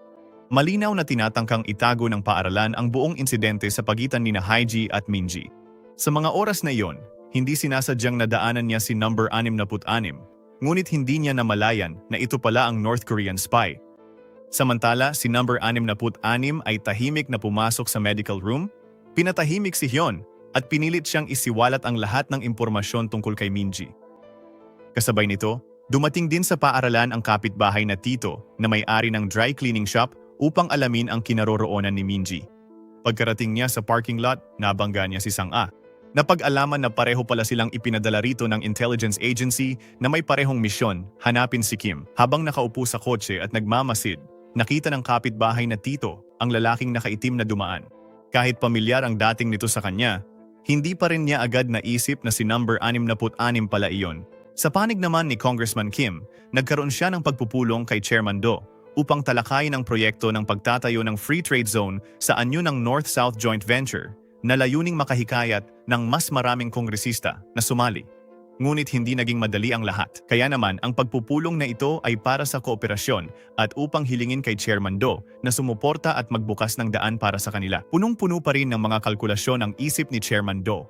Ngunit mas mahalaga para sa kanya ang tungkol sa kanyang anak na babae. Kaya nagpadala siya ng mga tao upang hanapin muna sina Minji at ang kanyang ama. Samantala, pinuntahan ni Kim at Hansu ang lokasyon mula sa telepono ni Minji sa ikatlong palapag ng lumang gusali kung saan may ilegal na kasino ang mga gangster. Nang makitang dalawa lang sila, tinawanan lang sila ng mga goons at ng hamon. sa akalang madali silang mabibiktima. Sinong mag-aakalang dalawang mga ngaso ang kaharap nila? Sa ilang galaw lang, pinatahimik ni Kim ang lahat. Wala nang nangahas mag-ingay. Dahil walang nakakaalam kung nasaan si Minji, hinila ni Kim ang pinakamaingay na lalaki para parusahan, saka dinala sa itaas para paaminin. Nanatili si Hansu sa ibaba upang harangin ang buong grupo ng mga goons, hindi pinapayagang may makatakas o makapagbalita. Sa isang kwarto sa unang palapag, dali-daling pumasok ang isang tauhan upang iulat sa lalaking pulang buhok na may mga kakaibang bisitang dumating at naghahanap. Paglingon niya, agad napako ang mga mata ni Kim sa heart-shaped na keychain na nakasabit sa dibdib nito. Ito mismo ang regalong minsang ibinigay niya kay Minji. Ikinurap ni Kim ang kanyang mga mata at tiningnan ang paligid ng kwarto. Ang mesa ay punong-puno ng mga cellphone ng mga biktima. Mabilis at madali siyang sumugod sa loob, pinabagsak ang bawat lalaki, hanggang sa ang natira na lang ay ang lalaking pulang buhok na nakangiti pa rin dahil hindi pa siya natatamaan. Malamig na tinanong ni Kim kung saan niya nakuha ang heart-shaped na keychain na yon. Ngumisi ang lalaki at inilabas ang telepono ni Minji. Sinadyang dilaan ang screen kung saan naroon ang larawan nito upang manginis. Sabay lantad na sinabi, "Ito ang telepono ng babaeng nilaro ko kagabi." Ang pangungusap na iyon ang tuluyang nagpasabog sa huling pasensya ni Kim. Nawala ang lahat ng kanyang kalmado. Sumugod siya at sunod-sunod na pinagsusuntok ang lalaki, kaya't nawalan ito ng lakas para lumaban pabalik. Nang hindi na niya kinaya, nataranta siya at umamin na hindi niya kailanman nakilala si Minji. Ang teleponong ito ay napulot lang ng kanyang tauhan mula sa isang matandang pulubi sa kalye. Ang tawag na narinig ni Kim kanina ay dahil lang din sa pagkamausisa niya, kaya niya ito tinawagan para subukan. Habang tinitingnan ang kasaysayan ng tawag, nakita niyang dalawa lang ang pangalan doon, Dad at Heon. Habang binabasa pa niya ang mga mensahe, napagtanto rin niyang tila si Minji lagi ang dehado sa mga relasyon niya sa mga kaibigan at palaging sinasamantala ng tinatawag niyang matalik na kaibigan nang hindi niya namamalayan. Sa narinig na ito, biglang napagtanto ni Kim na hindi niya talaga lubos na naunawaan ang buhay ng kanyang anak sa paaralan. Nang tanungin kung saan napulot ang telepono, agad na sumagot ang tauhan na ito ay sa istasyon ng tren. Biglang may malamig na tinig na umalingaw-ngaw mula sa likuran. Nakalapit na si number 66 habang hindi siya nakabantay. Itinutok niya ang baril kay Kim at nagsalita, "Sa wakas natagpuan din kita." Naalala ni number 66 ang isang tagpo maraming taon na ang nakalipas. Matapos ang isang nabigong misyon, nahulog si Kim sa kamay ng intelligence ng South Korea. Sa halip na patayin ang mapanganib na lalaking ito, nagpasya silang kunin siya at gawing tauhan nila. Nang tanungin siya ng pangalan, kalmado lang niyang sinagot, "Ako si number 66. Upang mapatunayan ang tunay na lakas ng tinaguriang pinakamalakas na ahente ng North Korea, personal na umakyat si Jinchel sa bubong upang makipagduelo sa kanya. Opisyal nang nagsimula ang labanan ng dalawang halimaw. Kaunting kwento tungkol sa malalim na nakaraan ni Kim. Pabalik sa taong 1997 sa North Hamgyong Province ng North Korea, pumunta si Director General Dai at ang kanyang mga tauhan sa mga ampunan upang pumili ng pinakamahuhusay na bata para gawing matatalim na sandata na magsisilbi sa kanya. Habang nakatayo sa harap ng buong klase, nagbitaw siya ng samut-saring pangako tungkol sa karangalan at kaluwalhatian, na tunog ay napakagarbo, ngunit sa totoo'y panlilinlang lang upang pumili ng mga magiging pambala sa kanyon. May isang batang nagboluntaryo kapalit lang ng isang masaganang pagkain. Isa-isa namang tinaas ng mga inosenteng bata ang kanilang mga kamay, sabik na sumama. Ngunit ang kailangan niya ay hindi marami, kundi ang pinakamalakas. Agad niyang iniutos na mag-unahan at maglaban-laban ang lahat ng mga bata. Kung sino man ang matirang nakatayo sa huli, siya ang may karapatang magpatuloy. Sa loob lamang ng maikling sandali, si Dongguang na lang ang natirang matatag na nakatayo sa gitna ng nagkakalat na mga batang nakahandusay. Talagang kakaiba ang magiging alamat na si number 66 kalaunan. Habang paalis na, isang payat na batang lalaki ang biglang yumakap ng mahigpit sa binti ni Dongguang. Kahit matapos siyang mapatumba, pilit pa rin siyang gumapang at kumapit. Ang ginawa niyang iyon ay nagbigay ng interes kay Director General Dai, kaya't isinama na rin niya ang batang iyon. Nang tanungin ang kanyang pangalan, isang salita lang ang nasabi niya, "Kim," at pagkatapos ay nawalan na siya ng malay. Lumabas na ang kilalang Agent Kim ng dalawang rehiyon, ay minsang naging ulilang bata mula North Korea na napili sa ganoong paraan. Lumipat tayo sa isang lugar na may napakabulaklak na pangalan. Ito ay ang Special Operations Unit ng Democratic People Republic of Korea. Mukhang maringal pakinggan, ngunit sa katotohanan ay isang kilalang kampo ng pagsasanay ng mga mamamatay tao. Ang mga batang dinala rito ay may iisang layunin lamang, maging mga ahente at pagkatapos ay ibalik ang mga ulo ng matataas na opisyal ng South Korea. Binura ang lahat ng emosyon, pinayagan lang silang lumaban. Isang batang nataranta sa nakitang ibon ang pinarusahan agad ni Director General Day. Dito, kamatayan ang kapalit ng kahinaan. Mula noon, wala nang pangalan ng mga bata. Tinatawag na lang sila sa pamamagitan ng mga numero. Araw-araw, dumadaan sila sa mga pagsasanay na mas nakakatakot pa sa impyerno. Pagkalipas ng maraming taon, si number 66, Dongguang, ay kinilala ni Director General Day bilang pinakanatatanging sundalo sa North Korea. Dahil dito, si number 73, na walang iba kundi si Kim, ay nakaramdam ng matinding selos at tuluyang nagpakalunod sa matinding pagsasanay. Dahil sa lugar na ito, iisa lang ang kahihinatnan ng mga talunan. Pagsapit ng huling pagsasanay, ang mga dosenang bata noon ay 2 na lang ang natira.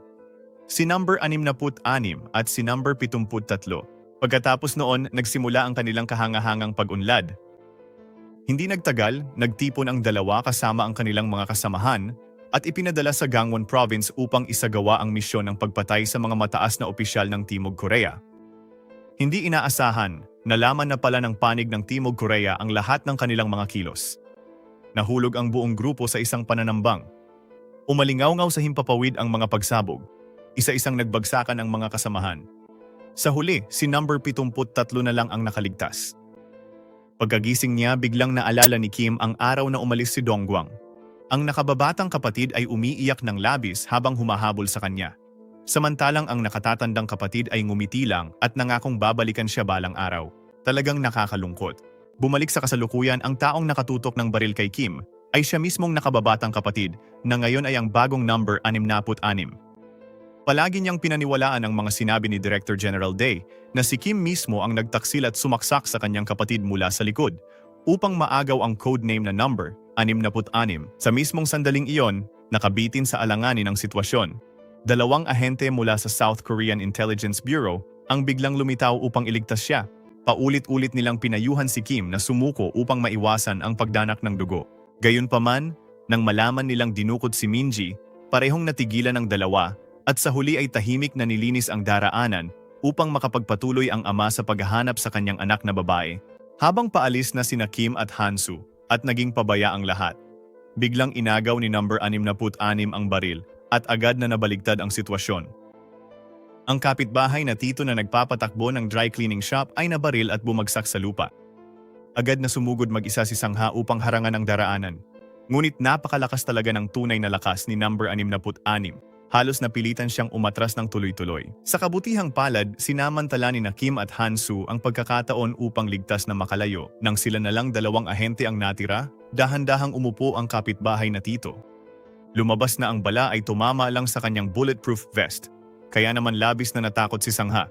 Sa kabilang banda, hindi rin naging maganda ang kalagayan ni Kim. Tumama ang bala sa kanyang balakang, kaya kinailangan niyang gamutin ang sarili at magbigay ng paunang lunas habang nasa loob ng sasakyan at umaandar.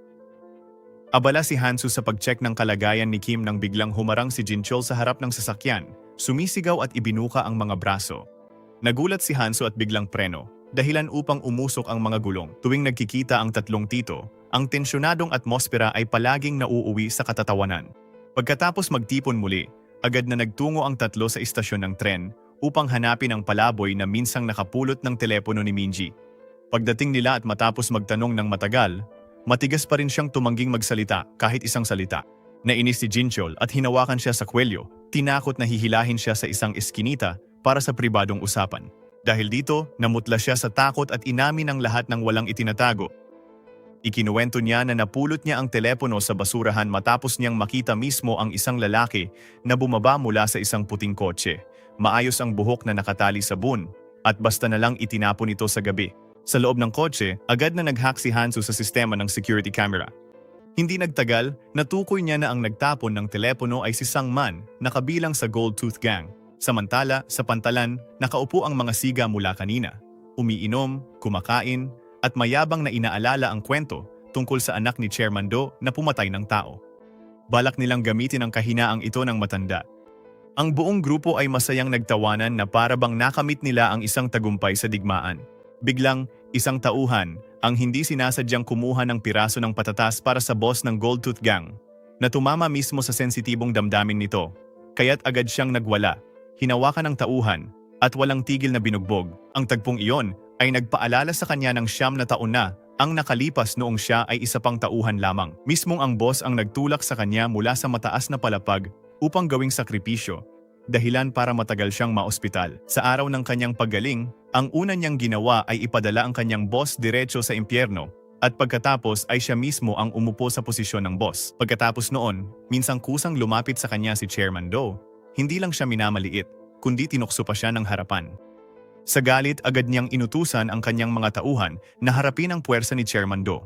Ngunit habang tumitindi ang kanilang banggaan, lalo niyang naunawaan na napakalaki ng agwat sa pagitan ng dalawang panig, mula sa pera at kapangyarihan hanggang sa mga pakana.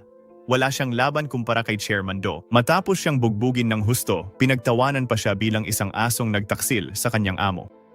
Hindi pa doon natapos, nagpadala pa si Chairman Do ng mga tao para pilitin siyang ibuka ang bibig at ipasok ang mainit na patatas hanggang sa masira lahat ng kanyang ngipin, kaya mula noon ay napilitan siyang mamuhay na may pekeng gintong ngipin. Dahil din sa kahihiyang iyon, tinawag na siyang Gold Tooth. Hanggang ngayon, tuwing nakakakita siya ng patatas, hindi pa rin niya maiwasang maalala ang nangyari. Bumalik sa kasalukuyan, nagsimula ng ilipat ng 3 lalaki ang bangkay para itapon ito. Habang buhat-buhat ng grupo ang sako at balak dalhin ito sa bodega, nahuli sila ng gwardya. Kalma lang na sumagot si Goldtooth, "Tama po, magtatapon kami ng bangkay dito," kaya inakala ng gwardya na nagbibiro lang siya. Pero pagkatapos noon, bigla niyang inutusan si Sangman na asikasuhin na rin ang matanda. Talagang tinamaan ang 2 ibon sa isang bato at sabay na inilagay ang 2 bangkay sa cold storage. Samantala, papunta sa pantalan, habang tumatawid ang sasakyan sa tulay, biglang may nakita si Jinchol na pamilyar na figura sa unahan. Napabulalas siya. Parang si Director Kang iyon, habang ang dalawa ay hindi pa rin maintindihan ang nangyayari. Ang sasakyan ay dumiretso mismo sa lugar na nilagyan ng mga pampasabog. Agad pinindot ni Director Kang ang pang-activate. Sumabog ang malakas na putok. Naitapon ang sasakyan at ilang beses itong gumulong sa gitna ng tulay. Ilang segundo lang ang lumipas, ang unang lumabas mula sa wasak na sasakyan ay si Hansu na pinapagpag ang alikabok sa kanyang katawan. Hindi rin nakalimutan ng tiyuhin na kutyain si Director Kang. "Ngayon, galit na galit ako sa'yo." Pagkasabi niya nito, agad siyang sumabak sa laban. Sunod-sunod ang mga atake ni Hansu kaya napilitan si Director Kang na sabay depensa at kalkulahin ang mga anggulo ng suntok upang maneutralize ang mga ito. Habang tumatagal ang kanilang laban, lalo silang ginaganahan, na para bang nagmamahalan sila sa pisikal na paraan. Ang taktika ng pagpapaliban na iyon ang nagbigay ng sapat na oras kay Kim para nakawin ang sasakyan ni Director Kang at mabilis na makaalis sa lugar. Ang pinakawalang ginagawa sa lahat ay si Jinchol pala. Nang makita ng tiyuhin na dumarami na ang mga ahente ng Intelligence Bureau, agad niyang itinaas ang 2 kamay bilang pagsuko mula pa lang sa simula. Samantala, sa loob ng cold storage, hindi inaasahang nagising si Minji sa loob ng sako, nanginginig sa lamig ang buong katawan at hilo pa rin ang kanyang ulo. Sinubukan ng batang babae na kumawala at paulit-ulit na humingi ng tulong sa gitna ng malawak na bodega, ngunit katahimikan lang ang bumalot sa paligid niya.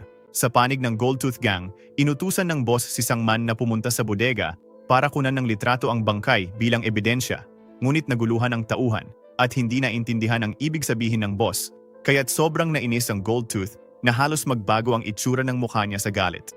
Totoo ngang ang pagpapalaki ng mga tauhan ay nagpapataas lang ng presyo ng dugo. Sa huli, siya na mismo ang napilitang pumunta sa bodega. Habang papunta siya, direkta niyang tinawagan ang assistant ni Chairman Do. Hindi na paligoy-ligoy pa at diretsahang humiling na makipagkita sa chairman, sabay padala ng inedit na audio recording na nagpapalabas na si Hyeji ang nag-utos sa kanya na asikasuhin ang bangkay. Sa kabilang banda, iniimbestigahan din ni Chairman Do si Hyeji tungkol sa buong insidente. Nang matiyak niyang nagsinungaling ang anak niya sa kanya, ang una niyang ginawa ay bigyan ito ng malakas na sampal.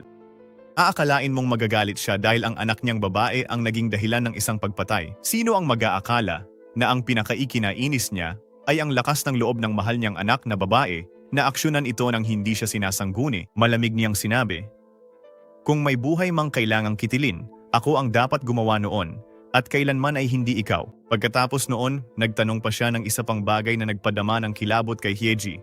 "Sigurado ka bang hindi na talaga mabubuhay muli ang batang iyon?" Pagkalabas ng silid, agad inutusan ni Chairman Do ang kanyang mga tauhan na ang Goldtooth Gang mismo ang dapat managot sa pagkamatay ni Minji. Samantala, sa loob ng bodega, halos maubos na ang lakas ni Minji. Mahigpit na niyakap ng batang babae ang kanyang katawan dahil sa lamig. Pilit na kinakagat ang kanyang mga ngipin at hindi nagpapalabas ng tunog, umaasang may makakita sa kanya. Sakto namang dumating din si Kim sa pantalan. Nakita niya ang puting kotse na lumitaw sa kamera, kaya agad niyang sinundan ang bakas. Matapos magmasid sandali, natuklasan niya ang isang kahina-hinalang pinto at tahimik na pumasok. Halos sabay rin, binuksan ng lalaking may gintong ngipin ang pinto at pumasok sa bodega. Sa isang banda, may isang ama na naghahanap sa kanyang anak na babae. Sa kabilang banda, may isang tao na naghahanap ng bangkay na sigurado siyang naroon pa rin. Sa loob ng lugar na pinasok ni Kim, dalawa lang sa mga tauhan ang nakaupo at nagbabantay. Samantala, sa loob ng cold storage, parang naglalaro lang ng taguan sina Minji at ang lalaking may gintong ngipin. Isang maliit na ingay lang ay sapat na para matuklasan ang batang babae. Buti na lang at nakatanggap siya ng tawag mula kay Chairman Do. Pagkabukas pa lang ng bibig niya, nagkunwari siyang nagtatanong tungkol sa kalagayan ni Heji at ngumisi ng mapanukso na para bang mag-ama nga sila. Parehong kayang pumatay ng tao pero parang walang pakialam sa mukha. Pagkatapos dumiretso na siya sa punto, hinihingi ang 2 bilyong won na cash kasama ang mga ngipin ng assistant ni Chairman Do, yung taong ilang taon na ang nakalipas, ang nagsiksik ng mainit na patatas sa bibig niya. Kasabay nito, iginiit niyang si Chairman Do lang ang dapat pumunta mag-isa kung gusto pa nitong maayos ang lahat ng mapayapa. Gayunpaman, pagkababa ng telepono, bahagya lang ngumiti si Chairman Do at kalmado niyang inutusan ang lahat ng tauhan niya na umalis na. Malinaw na mula simula hanggang dulo, hindi niya hinayaang malagay sa panganib ang sarili niya sa iba, kundi ginamit lang ang pagkakataong ito para tuluyang burahin ang buong grupo ng Gold Tooth. Pagkatapos ng tawag sa likod ng pinto ng cold storage, biglang may napakahinang tunog na umalingaw-ngaw. Dahan-dahang lumingon ang boss ng Gold Tooth Gang. Sa wakas, natuklasan na si Minji. Nagtagpo agad ang kanilang mga mata, parang gutom na lobo na nakakita ng nakatagong biktima. Samantala, sa panig ni Agent Kim, hindi man lang naging hadlang ang 2 goons na nagbabantay sa pinto. Habang tatayo pa lang sila, sunod-sunod na silang napabagsak. Sa mga oras na ito, natuklasan na ni Scarface na buhay pa si Minji habang matindi namang nakikipaglaban si Do-hoon sa kanyang grupo ng mga tauhan. Nang bahagyang buksan ni Minji ang pinto at sumilip sa labas, agad na nagtagpo ang kanilang mga mata ni Scarface, ang pinuno ng gang. Sa takot, mabilis na isinara ng dalaga ang pinto at agad na isinuksok ang isang bakal na bar upang harangan ito at maprotektahan ang sarili sa loob. Samantalang si Scarface naman, natigilan siya ng ilang segundo bago tuluyang mapagtanto, sa gulat, na buhay pa pala ang babaeng akala niya ay matagal nang patay. Agad na tinawag ni Scarface ang 2 niyang tauhan para humingi ng backup. Ngunit hindi niya alam na nauna na silang napabagsak ni Do-hoon. Gayunpaman, may isa pang grupo ng kanyang mga tauhan na mabilis na papunta sa lugar bilang karagdagang puwersa. Kasabay nito, matapos bugbugin ni Do-hoon hanggang sa mawalan na siya ng lakas para lumaban, galit na tinanong ng matabang lalaki kung sino siya at kung si Chairman Ju-hak ba ang nagpadala sa kanya. Sa ilalim ng presyo ni Do-hoon, napilitan siyang isiwalat ang buong katotohanan. Inamin niya na si Hairi, ang anak ni Chairman Ju-hak, ang nagutos sa kanila na itapon ang bangkay ni Minji. Ayon sa kanyang pahayag, walang palatandaan ng buhay si Minji noong mga oras na iyon, at kasalukuyang itinatago ang kanyang bangkay sa loob ng isang refrigerated warehouse. Lubos na nabigla si Do-hoon sa mga salitang iyon. Ang kanyang sakit ay mabilis na napalitan ng matinding galit.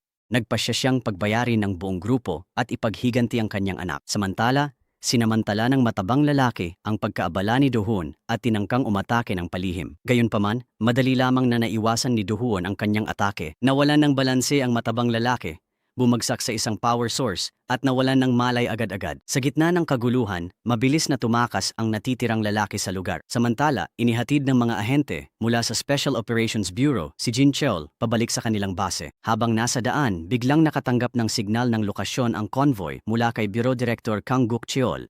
Agad na bumalik ang 3 sasakyan at nagtungo sa kanyang kinaroroonan, iniwan ang isang sasakyan lamang upang ipagpatuloy ang paghatid kay Jin Cheol. Nang mapagtanto niyang bihira ang ganitong pagkakataon, tahimik na kinuha ni Jinchul ang pin na itinago niya at ginamit ito upang buksan ang kanyang posas. Kaagad pagkatapos nito, bigla niyang napabagsak ang mga ahente sa loob ng sasakyan bago pa sila makareak. Sa isang iglap, nakuha na ni Jinchul ang sasakyan at iniwan ang 3 ahente na nakatali sa likuran. Samantala, sa pantalan, dali-daling sumakay sa isang sasakyan ang lalaking nakatakas at sinubukang tumakas. Hindi inaasahan, agad na pinaharurot ni Do-hun ang kanyang sasakyan patungo sa lalaki at marahas na binangga ang sasakyan nito. Hindi tumigil si Do-hun. Muling umarangkada si Do-hun at muling binangga ang lalaki, dahilan upang tuluyang mataranta ang huli. Swerte namang nakaiwas ang lalaki at agad na pinaharurot ang kanyang sasakyan palayo. Agad namang sumunod si Do-hun mula sa likuran. Sa kasamaang palad, napadpad ang sasakyan niya sa isang dead end kaya pansamantala niyang nawala sa paningin ang kanyang target. Samantala, dumating na ang mga tauhan ni Scarface sa lugar at natuklasan ang bangkay ng matabang lalaki. Agad na inutusan ni Scarface ang buong grupo na hanapin ang lalaking nakatakas at pagkatapos ay magtipon agad sa refrigerated warehouse. Sa mga sandaling iyon, namataan ni Do-hun ang puting sasakyan ng lalaki. Agad siyang umarangkada, hinarangan ito at buong lakas na binangga ang gilid ng sasakyan. Matapos makumpirma na buhay pa ang lalaki, agad siyang pinasuko ni Do-hun at pinilit na ipakita ang daan papunta sa refrigerated warehouse. Samantala, pilit na hinihila ni Hansu si Bureau Director Kang Guk-cheol mula sa ilog papunta sa Pampang. Walang sino man ang makakaakalang hindi pala marunong lumangoy ang pinuno ng Special Operations Bureau. Samantala, naroon na si Jin-chul at naghihintay. Kumpiyansa niyang ipinaliwanag na maingat niyang kinalkula ang direksyon ng hangin, agos ng tubig, at ang kalupaan, kaya't sigurado siyang ito lang ang tanging lugar na pwedeng marating ni Hansu sa Pampang. Pagkatapos magtipon muli, nagpasya sina Hansu at Jin-cheol na agad tumungo sa Myeongpo Port upang suportahan si Do-hun. Alam nilang agad silang hahabulin ng Special Operations Bureau, kaya nagkasundo ang dalawa na maghiwalay ng landas habang nag-iisip din ng paraan para makakuha ng mas maraming armas. Bumalik kay Do-hun, habang inihahatid ang bihag papunta sa refrigerated warehouse, bigla siyang hinarang ng malaking grupo ng mga tauhan ni Scarface. Walang pag-aatubili, agad niyang ikinulong ang bihag sa loob ng isang shipping container upang malaya niyang harapin ang mga miyembro ng gang. Kasabay nito, sa loob ng refrigerated warehouse, sobrang lamig na ang naramdaman ni Minji kaya halos mawalan na ng pakiramdam ang kanyang katawan. Sa labas ng pinto, patuloy na ginagamit ni Scarface ang matatamis na salita upang manipulahin ang isipan ng dalaga. Ipinangako niyang palalayain si Minji kung pananatilihin nitong lihim ang lahat at hindi magsasabi kanino man tungkol sa nangyari. Gayunpaman, agad na ibinunyag ni Minji ang kanyang kasinungalingan. Sinabi niya na si Scarface mismo ang pumatay sa port security guard upang patahimikin ang nag-iisang saksi. Malinaw na naunawaan ni Minji na sa oras na lumabas siya, pareho rin ang sasapitin niya. Dahil hindi niya malinlang ang dalaga, wala nang nagawa si Scarface kundi maghintay na lamang sa pagdating ng kanyang mga tauhan bilang backup. Samantala, mabilis na pinabagsak ni Do-hun ang bawat miyembro ng gang na humaharang sa kanyang daraanan. Matapos niyang mapatumba silang lahat, ipinagpatuloy niya ang pag-escort sa bihag papunta sa refrigerated warehouse. Ngunit, pagkalabas pa lang nila sa container area, biglang may sasakyang mabilis na sumulpot at bumangga direkta sa bihag, dahilan upang agad itong mapatumba. Ang taong kakarating lang ay walang iba kundi ang North Korean agent na si Kang Seong. Walang pag-aalinlangan, agad sumugod si Kang Seong kay Do-hun. Agad na nagharap ang dalawa sa isang matinding labanan. Bagamat matagal nang hindi lumalaban si Do-hun, lubos pa rin niyang napataob ang kanyang kalaban. Sa ilang palitan lang, madali niyang napasuko si Kang Seong.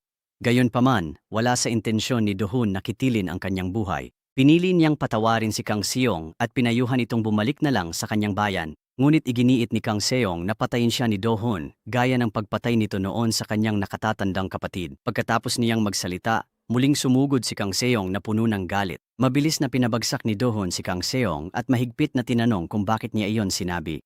Sa gitna ng sakit, inamin ni Kang Seong na ang kuya niya ay si number 66, ang pinatay daw ni Do-hun. Napagtanto ni Do-hun na kapatid pala ito ni Dong Kwang. Kalmado niyang ipinaliwanag ang katotohanan. Hindi niya kailanman pinagtaksilan o pinatay si Dong Kwang. Mula pa noong unang araw na pumasok siya sa training camp ng mga ahente, itinuring na ni Do-hun si Dong Kwang bilang pinakamalaking karibal na kailangan niyang lampasan. Madalas silang magpaligsahan at nagkakaroon ng mga away sa higit sa isang pagkakataon. Ngunit, matapos ang mga taon ng pagtitiis sa mabibigat na pagsasanay at mapanganib na mga misyon na magkasama, unti-unti silang naging pinakamalapit na magkaibigan at kasama sa laban. Noong gabi bago nila tanggapin ang kapalarang misyon, magkasamang naupo sina Do-hun at Dong Kwang at matagal na nag-usap. Ikinuwento ni Dong Kwang na matapos ang mga buwang tuloy-tuloy na pagtitiis sa mahigpit na pagsasanay, halos nakalimutan na niya ang tunay niyang pangalan gaya ng hinihingi ng organisasyon. Ngunit sa kabila nito, kakaiba na malinaw pa rin niyang natatandaan na Kim ang apelyido ni Do-hun. Habang sinasabi niya ito, hindi na naitago ni Dong Kwang ang kanyang damdamin. Umasa siya na anuman ang mangyari, hinding-hindi siya makakalimutan ni Do-hoon dahil si Do-hoon na lang ang natitirang kaibigan niya sa mundong ito. Kung pati si Do-hoon ay makalimot sa kanya, wala nang matitirang tao na makakaalala na minsan siyang nabuhay. Hindi nila inasahan na ang taos-pusong mga salitang iyon ay magiging huling pamamaalam niya. Kinabukasan, habang isinasagawa ang kanilang misyon, biglang nahulog sina Do-hoon at Dong Kwang sa isang patibong na matagal nang inihanda ng kalaban. Matapos ang malakas na pagsabog, buhay pa si Dong Kwang, ngunit malubha ang tinamo niyang sugat sa isa niyang binti. Kasabay nito, mabilis na pinalibutan ng mga puwersa ng South Korea ang buong lugar. Ayaw ni Do-hoon na mahuli silang dalawa ng kalaban, kaya naghanda siyang magpaiwan at lumaban hanggang sa huli. Ngunit agad siyang pinigilan ni Dong Kwang.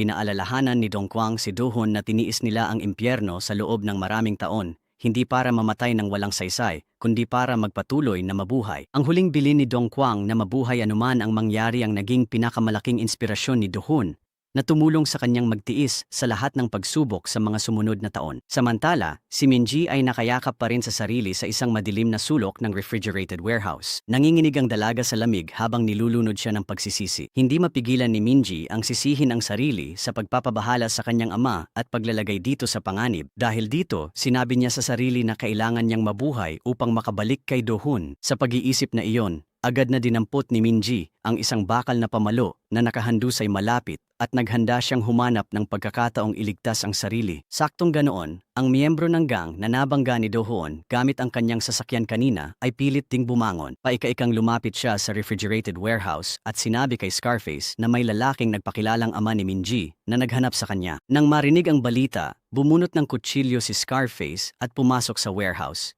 Hinanap niya sa bawat sulok si Minji habang pinapaamo ito para lumabas. Nangako siyang palalayain agad ang dalaga kapag nagpakita ito. Ngunit biglang lumitaw si Minji mula sa likuran at hinampas ng malakas sa ulo si Scarface gamit ang bakal na pamalo dahilan upang bumagsak ito sa sahig. Sinamantala ni Minji ang pagkakataon at agad siyang tumakbo palabas ng refrigerated warehouse. Ngunit paglabas niya, agad siyang nagkaharap ng isa pang miyembro ng gang. Hindi nag-atubili si Minji at ginamit ang bakal na pamalo upang pabagsakin siya bago mabilis na tumakas sa lugar. Samantala, hindi pa rin matanggap ni Kang-sang ang paliwanag ni Do-hoon. Muling sumugod siya at itinarak ang kutsilyo diretso sa dibdib ni Do-hoon. Ngunit sa pagkakataong ito, hindi na lumaban si Do-hoon. Kalma niyang sinabi kay Kang-sang na silang lahat ay naging mga piyesa lamang na ginamit ng kanilang mga nakatataas at itinapon kapag hindi na kailangan. Dahan-dahang isiniwalat ni Do-hoon ang buong katotohanang matagal nang nakabaon sa limot. Ipinaliwanag niya na ang pagkahulog nila ni Dong Kwang sa bitag noon ay hindi aksidente. Lahat ay pinlano ni Major Hee. Sinadya niyang magpakalat ng sensitibong impormasyon upang ang panig ng Timog Korea ang siyang mag-aalis sa buong spy team ni Do-hoon para sa kanya. Pagkatapos ng insidente, napilitan ang direktor ng Intelligence Bureau noon na akuin ang buong responsibilidad at tinanggal siya sa kanyang posisyon. Samantala, kalmado namang umangat si Major Ree sa mas makapangyarihang posisyon dahil sa sarili niyang pakana. Ipinagpatuloy ni Do-hoon ang pagkukwento kay Kang-sang na bago maghiwalay ang magkapatid sa ampunan, sinabi ni Dong Kwang sa kanyang nakababatang kapatid na gawin ang lahat ng makakaya upang mabuhay.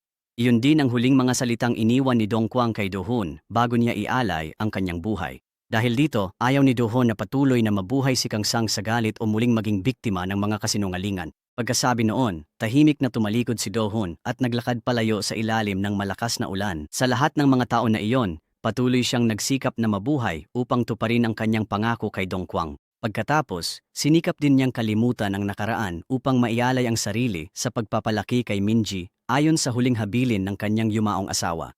Ngunit ngayon, ang mahal na anak ni Do-hoon ay nasa bingit ng kamatayan. Para sa kanya, gumuho na ang lahat. Samantala, patuloy na tumatakbo si Minji sa mga container sa pantalan, naghahanap ng matatakasan. Sa sandaling iyon, bigla niyang nakita ang convoy ni Chairman Ju-hak na pumapasok sa lugar ng pantalan. Agad na nakilala ni Minji ang lalaking laging nasa tabi ni Chairman Ju-hak bilang kanyang bodyguard. Dahil sa takot, agad siyang tumalikod at tumakbo sa kabaligtarang direksyon. Samantala, nakarating na rin si Do-hoon sa refrigerated warehouse. Ngunit kahit nilibot na niya ang buong lugar, hindi pa rin niya natagpuan si Minji. Ang tanging naiwan ay si Scarface na nakahandusay at walang malay sa malamig na sahig. Sa tabi niya ay may mensaheng isinulat ni Minji. Isinulat ng dalaga na labis siyang humihingi ng tawad at sobra siyang natatakot. Mula sa ilang maiikling linyang iyon, agad na naintindihan ni Do-hoon na buhay pa ang kanyang anak. Hindi na siya nag-aksaya ng oras, dali-dali siyang lumabas ng refrigerated warehouse at tumakbo sa buong daungan sa gitna ng malakas na ulan. Habang tumatakbo, tinatawag ni Do-hoon si Minji. Hahalughugin niya ang daungan para mahanap ang anak. Maya-maya, nakita rin niya si Minji na umaakyat sa bakod ng warehouse para tumakas. Agad niyang tinawag ng malakas ang pangalan ng kanyang anak hanggang sa paus na siya. Gayunpaman, nilamon ng malakas na ulan ang lahat ng ibang tunog. Hindi narinig ni Minji ang tawag ng kanyang ama at patuloy siyang tumakbo paabante. Samantala, sa ibang lugar, nagkamalay na muli si Bureau Director Kang Guk-chol matapos mahulog sa ilog. Galit na galit siya na naloko siya ng iba. Gayunpaman, mas lalo siyang nagalit nang madiskubre niyang naubos na ang lahat ng pera sa kanyang credit card. Lumabas na sinamantala ni Jin-chul ang pagkakataon at ginamit ang card para bumili ng mga snow crab at iba't ibang mamahaling gamit. Samantala, kakabili lang ni Hansu ng lumang motorsiklo mula sa isang lokal na residente at agad siyang umalis upang tulungan si Do-hoon. Sa refrigerated warehouse, nagwala si Scarface nang magkamalay siya. Agad niyang inutusan ang lahat ng tauhan niya na hanapin si Minji anuman ang mangyari. Saktong dumating din ang mga tauhan ni Chairman Ju-hak, hindi na nag-aksaya ng oras ang pinagkakatiwalaang bodyguard ni Ju-hak at agad binugbog si Scarface sa harap ng sarili nitong mga tauhan. Matapos ilabas ang galit, inihatid ng bodyguard ang utos ni Chairman Ju-hak. Ipinag-utos ni Ju-hak na akuin ni Scarface ang lahat ng kasong may kinalaman sa pagkawala ni Minji upang maprotektahan si Hairi. Nang marinig iyon, sa wakas inamin ni Scarface na buhay pa pala si Minji. Dahil sa impormasyong iyon, agad naghiwa-hiwalay ang mga tauhan ni Ju-hak para hanapin si Minji. Iniwan lang nila ang isang tao para asikasuhin si Scarface. Gayunpaman, palihim nang naghanda si Scarface. Nang magpakampante ang lalaki, agad lumaban si Scarface, pinabagsak siya, at mabilis na tumakas sa lugar. Samantala, nakarating na si Minji sa pangunahing kalsada at paulit-ulit na kumakaway para humingi ng tulong sa mga dumadaang sasakyan, umaasang may titigil at tutulong sa kanya. Pagdating ni Do-hoon, tuluyan nang nawala si Minji. Napansin niyang may mga surveillance camera sa lugar, kaya agad niyang tinawagan si Sang-a. Hiniling niya rito na i-access ang mga footage mula sa mga kalapit na camera at alamin kung nasaan si Minji. Para kay Do-hoon, matatapos lang ang lahat kapag natagpuan na niya ang kanyang anak na babae. Agad pagkatapos noon, iniulat ni Sang-a ang tawag ni Do-hoon kay Bureau Director Kang Guk-cheol. Matapos marinig ang buong sitwasyon, napagtanto ni na Sang-a at ng iba pang mga ahente na hindi kailanman nilayon ni Do-hoon na kalabanin ang Special Operations Bureau. Mula simula hanggang dulo, ang tanging layunin niya ay hanapin at protektahan ang kanyang anak na babae. Gayunpaman, hindi ganoon ang tingin dito ni Bureau Director Kang Guk-cheol. Itinuturing niya si Do-hoon bilang isang napakadelikadong banta kung patuloy itong makakakilos ng malaya. Dahil dito, agad na inutusan ni Kang Guk-cheol ang buong puwersa na hanapin si Minji. Plano niyang kontrolin ang bata at gamitin siya upang pilitin si Do-hoon na sumuko. Matapos suriin ang sistema ng security camera, mabilis na natuklasan ng mga ahente na sumakay si Minji sa isang mamahaling sasakyan. Sa mga sandaling iyon, sa loob ng sasakyan, magalang na nagpasalamat si Minji sa taong naghatid sa kanya bago agad na nakatulog dahil sa pagod. Walang kamalay-malay ang bata na mas mapanganib pa ang patibong na kanyang napasukan kaysa dati. Ang may-ari ng sasakyan ay walang iba kundi si Chairman Ju-hak. Nang makita ni Ju-hak na kusang sumakay si Minji sa sasakyan, hindi niya maitago ang kanyang kasiyahan. Naniniwala siya na nasa panig ni Hairi ang swerte dahil ang kanilang biktima ay kusa nang lumapit sa kanila. Samantala, nagpasya si Sang-a na suwayin ang utos ng kanyang nakatataas. Palihim niyang tinawagan si Do-hoon at ipinaalam dito na sumakay si Minji sa sasakyan ng Ju-hak Construction Group. Pagkarinig nito, agad na napagtanto ni Do-hoon na napunta na ang kanyang anak sa mga kamay ni Chairman Ju-hak. Saktong dumating din si Hansu sakay ng motorsiklo. Hindi na nag-aksaya ng oras si Do-hoon at agad siyang sumakay sa motorsiklo kasama si Hansu at mabilis nilang sinundan ang sasakyan ni Ju-hak. Gayunpaman, dahil luma na ang motorsiklo ni Hansu at dalawa pa silang sakay, naging sobrang bagal ito kaya lalo pang lumayo ang agwat nila sa convoy ni Ju-hak. Hindi nagtagal, pumasok na ang sasakyan na sinasakyan ni Minji sa mansyon ni Chairman Ju-hak. Dinala ng mga tauhan ni Ju-hak si Minji upang palitan ng damit bago siya diretsyong pinapasok sa opisina nito. Nang mapagtanto niyang napunta siya sa pugad ng kalaban, pilit pa ring pinanatili ni Minji ang kanyang kalmado. Siya na mismo ang nagkusang humingi ng paumanhin sa nangyari kay Hairi at nagpasalamat kay Juhak sa pagtulong sa kanya. Nang tanungin siya ni Juhak tungkol sa lahat ng nangyari, nagkunwari si Minji na hindi na niya maalala ng malinaw. Sinabi niya na pagkamulat niya, natagpuan niyang nakakulong siya sa loob ng refrigerated warehouse. Ang huling naaalala ni Minji ay ang pag-alis niya mula sa opisina ng punong guro. Sinabi rin ni Minji na may lumitaw na siga sa loob ng refrigerated warehouse. Gayunpaman, hindi niya alam kung sino ito at hindi pa niya ito nakakausap kailanman. Bagaman nagkunwari si Minji na nawalan siya ng alaala upang lokohin siya, hindi umubra ang kanyang hindi sanay na pag-arte kay Juhak na maraming taon nang nabubuhay sa ilalim ng mundo ng krimen. Itinigil ni Juhak ang pagtatanong at diretsahang sinabi na dahil inatake ni Hairi si Minji, hinding-hindi niya papayagang makaalis ang dalaga sa lugar na ito. Nang marinig ito, hindi na naitago ni Minji ang kanyang takot. Napahagulgol siya sa kawalan ng pag-asa. Dahan-dahang ipinaliwanag ni Juhak na mula pa noong nagkunwari si Minji na natutulog siya sa kotse, alam na niyang gising pa ito. Pagkatapos ay hayagan niyang inamin na gagawin niya ang lahat para protektahan ang kanyang anak, kahit tama o mali man ito. Habang nagsasalita siya, inilabas niya ang isang hiringgilyang matagal nang inihanda. Ang plano ni Juhak ay magkunwaring may nangyaring krimen at palabasing si Scarface ang dumukot kay Minji bago sila parehong maglaho. Habang papalapit ng kumilos si Juhak, biglang tumunog ang doorbell ng mansyon. Ang taong nasa labas ay walang iba kundi si direktor ng kawanihan na si Kang Gukcheol, kasama ang buong puwersa ng Special Operations Bureau. Dahil walang sumagot mula sa loob, agad inutusan ni Kang Gukcheol ang kanyang mga tauhan na sirain ang gate. Pumutok siya ng warning shot at inutusan ang mga tao sa loob na agad isuko si Minji. Matapos sabihan ng kanyang mga tauhan, mabilis na inutusan ni Juhak na itago si Minji sa ibang bahagi ng mansyon. Para sa sarili niya, agad niyang tinawagan si Vice Minister Im upang humingi ng tulong. Nang magkaharap sila ni Kang Gukcheol, agad nahulaan ni Juhak na ang lalaki ay mula sa Intelligence Agency o sa Special Operations Bureau. Hindi rin nagpaligoy-ligoy si Kang Gukcheol at diretsahang sinabi na dumating siya upang hanapin si Minji. Ipinakita niyang sigurado siyang nasa loob ng mansyon si Minji. Gayunpaman, nanatiling kalmado si Chairman Juhak. Dahil sa kanyang makapangyarihang koneksyon, hindi niya sineseryoso si Bureau Director Kang Gukcheol. Kasabay nito, umasta rin ng labis na mayabang ang pinagkakatiwalaang bodyguard ni Juhak.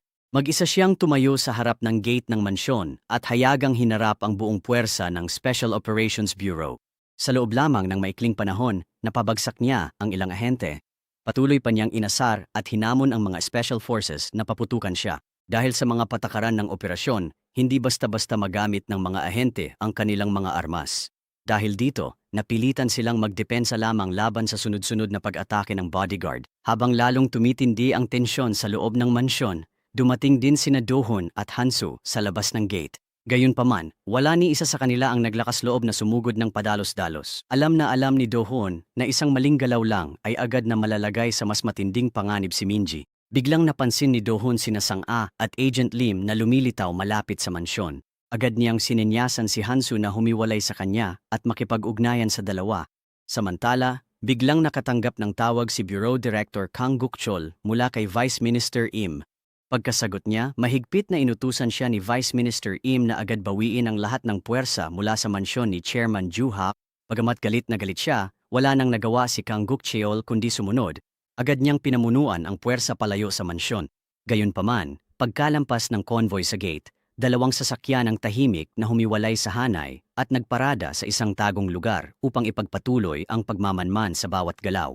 Samantalang si Kang Gukcheol naman, palihim siyang muling nagtipon kasama sina Sang-a at Agent Lim. Sa katunayan, habang nagkakaharap sina Kang Gukcheol at Juhak, sinamantala nina Sang-a at Lim ang kaguluhan upang palihim na makapasok sa mansyon. Matapos maghanap ng ilang sandali, natuklasan nila ang isang tagong silid na mahigpit na binabantayan. Agad na pinasuko nina Sang-a at Lim ang lahat ng gwardya at nailigtas si Minji. Pagkalabas nila kay Minji mula sa mansyon, iniutos ni Kang Gukcheol na siya ay ihatid pabalik sa punong tanggapan ng Special Operations Bureau. Labis ang takot ni Minji.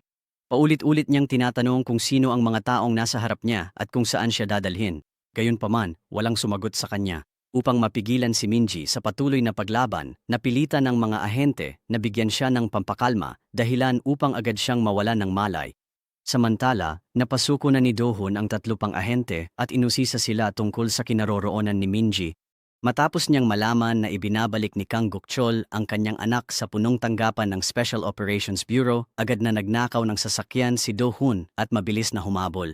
Habang hinahabol niya, paulit-ulit niyang ginamit ang radyo upang subukang makontak si Minji. Patuloy na hinihikayat ni Do-hun ang kanyang anak na manatiling kalmado at hintayin siyang iligtas siya. Sa kasamaang palad, hindi pa rin nagkakamalay si Minji at hindi niya naririnig si Do-hun. Sa sandaling iyon, nagsalita si Kang Gukcheol sa radyo. Agad na nangako si Do-hun na basta't makita niyang ligtas si Minji, kusa siyang susuko at tatanggap ng anumang parusa.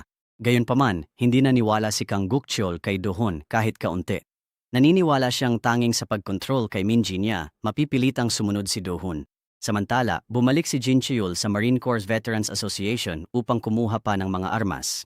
Ngunit sa mismong pagpasok niya, natigilan siya.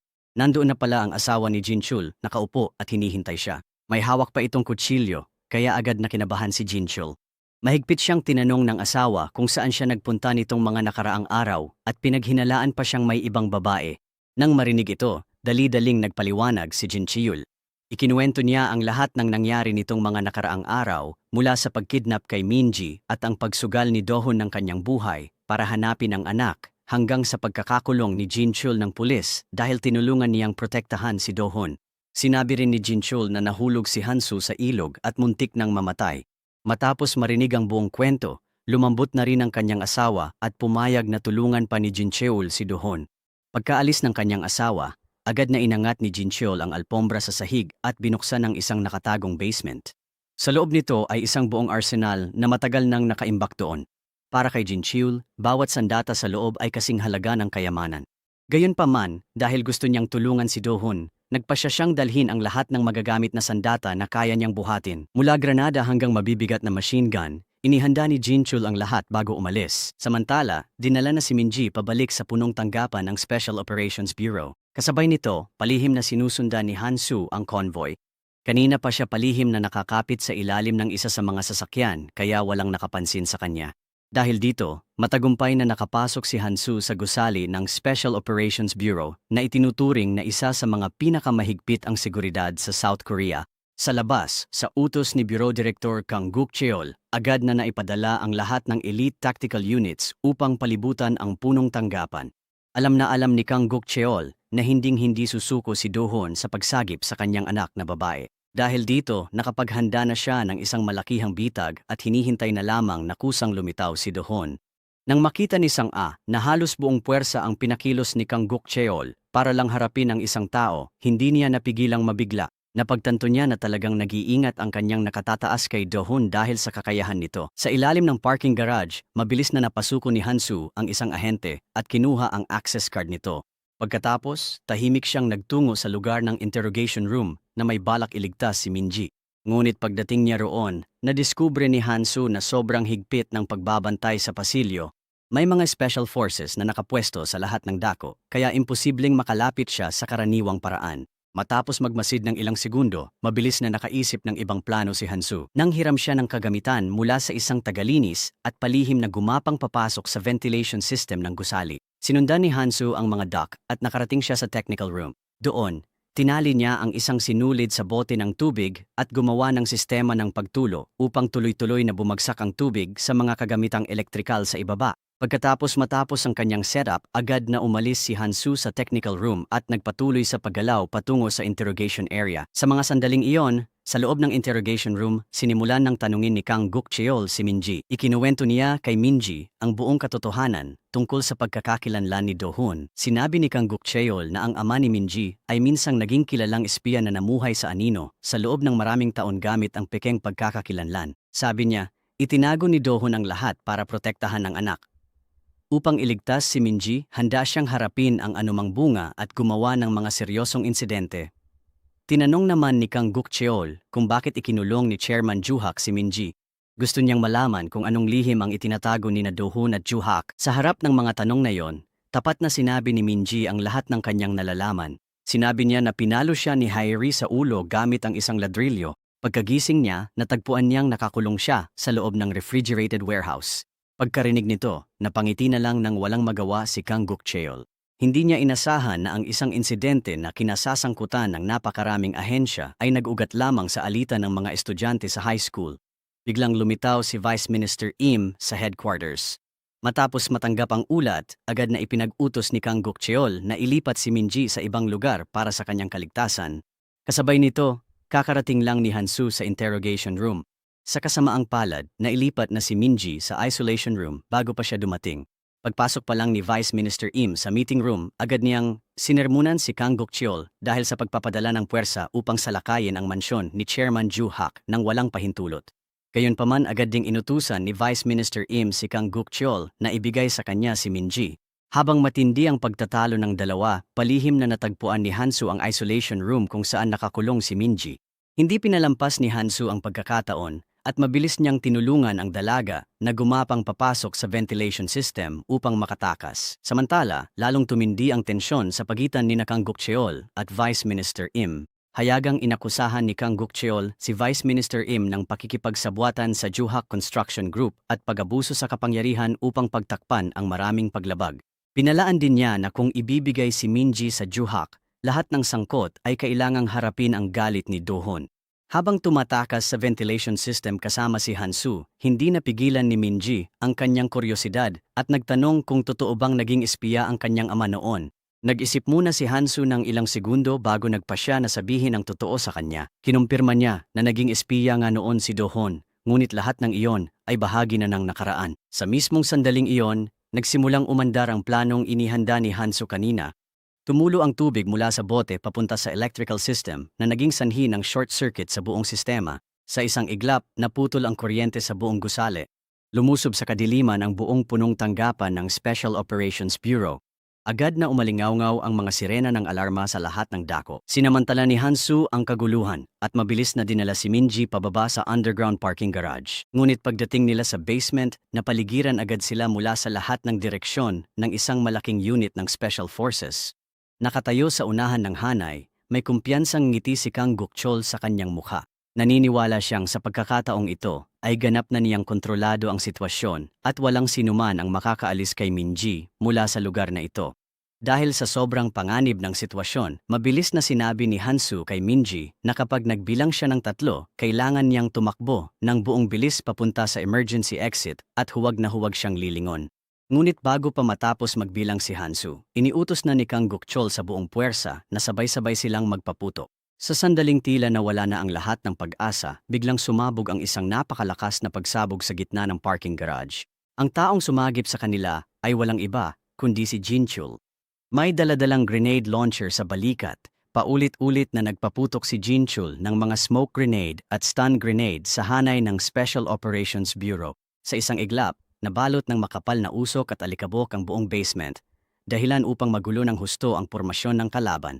Sinamantala ni Hansu ang pagkakataon, agad niyang pinrotektahan si Minji at inakay siya papunta sa sasakyan ni Jinchul.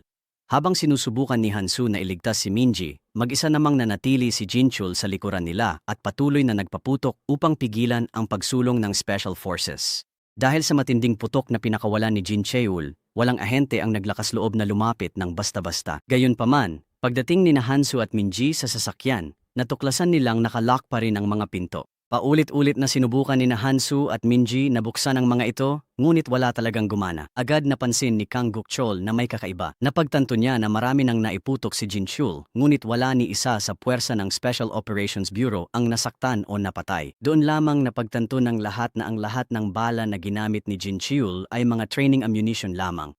Hindi talaga nais ni Jinchul na saktan o patayin ang mga taong dati niyang kasamahan, kaya sinadya niyang hindi gumamit ng totoong bala. Nang matuklasan ni Kang Gokcheol ang katotohanan, agad siyang nag-utos ng kontra-atake.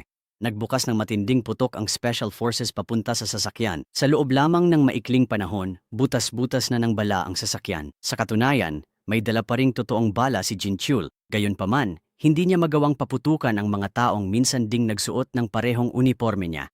Matapos magtagal ng kaunti pa, napilitan sina Jinchul, Hansu at Minji na umatras sa isang sulok na wala ng labasan. Dahil wala nang ibang magawa, napilitan ng 3 na itaas ang kanilang mga kamay at sumuko. Agad na lumapit si Kang Gokcheol na may balak kontrolin si Minji. Sa mismong sandaling iyon, biglang may malamig na tinig na narinig mula sa likuran. Ang taong kakarating lang ay si Pangalawang Ministro Im. Inutusan niya ang buong puwersa na agad ibaba ang kanilang mga armas. Bago pa man maintindihan ng kahit sino ang nangyayari, unti-unting lumitaw ang guhit ng dugo sa leeg ni Pangalawang Ministro Im. Lumabas na may isang tao sa likod niya na humihigpit ng bakal na kawad sa kanyang leeg. Agad pagkatapos noon, umalingaw-ngaw ang pamilyar na tinig ni Dohon sa tahimik na paligid. Maingat na tinawag ni Dohon ang pangalan ni Minji at sinabi sa kanya na dumating na ang kanyang ama at iuuwi na siya. Sa puntong ito, nagtatapos ang ika-6 na episode na iniiwan ang tanong kung ligtas bang maililigtas ni Dohon si Minji at kung paano magwawakas ang huling pagtutuos kay Chairman Juhak. Magagawa kaya ni Dohon na mailabas ng ligtas si Minji mula sa punong tanggapan ng Special Operations Bureau? Paano kaya magpapatuloy ang pagtutuos sa pagitan ni Dohon at Chairman Juhak? Ang mga lihim na matagal nang nakatago tungkol sa tunay na pagkatao ni Dohon, tuluyan na kayang mabubunyag? Ang mga ito ay mapapanood sa susunod na bahagi. Salamat sa panunood. Kung nagustuhan ninyo ito, i-like, i-share, o mag-comment bilang suporta. Huwag kalimutang mag-subscribe sa channel at i-on ang notifications para hindi ninyo ma-miss ang mga susunod na video. Hanggang sa muli sa mga susunod na bahagi. Kung nagustuhan mo ang aral sa istorya na to, huwag kalimutang mag-subscribe sa channel at pindutin ang notification bell para lagi kayong updated sa mga susunod nating uploads.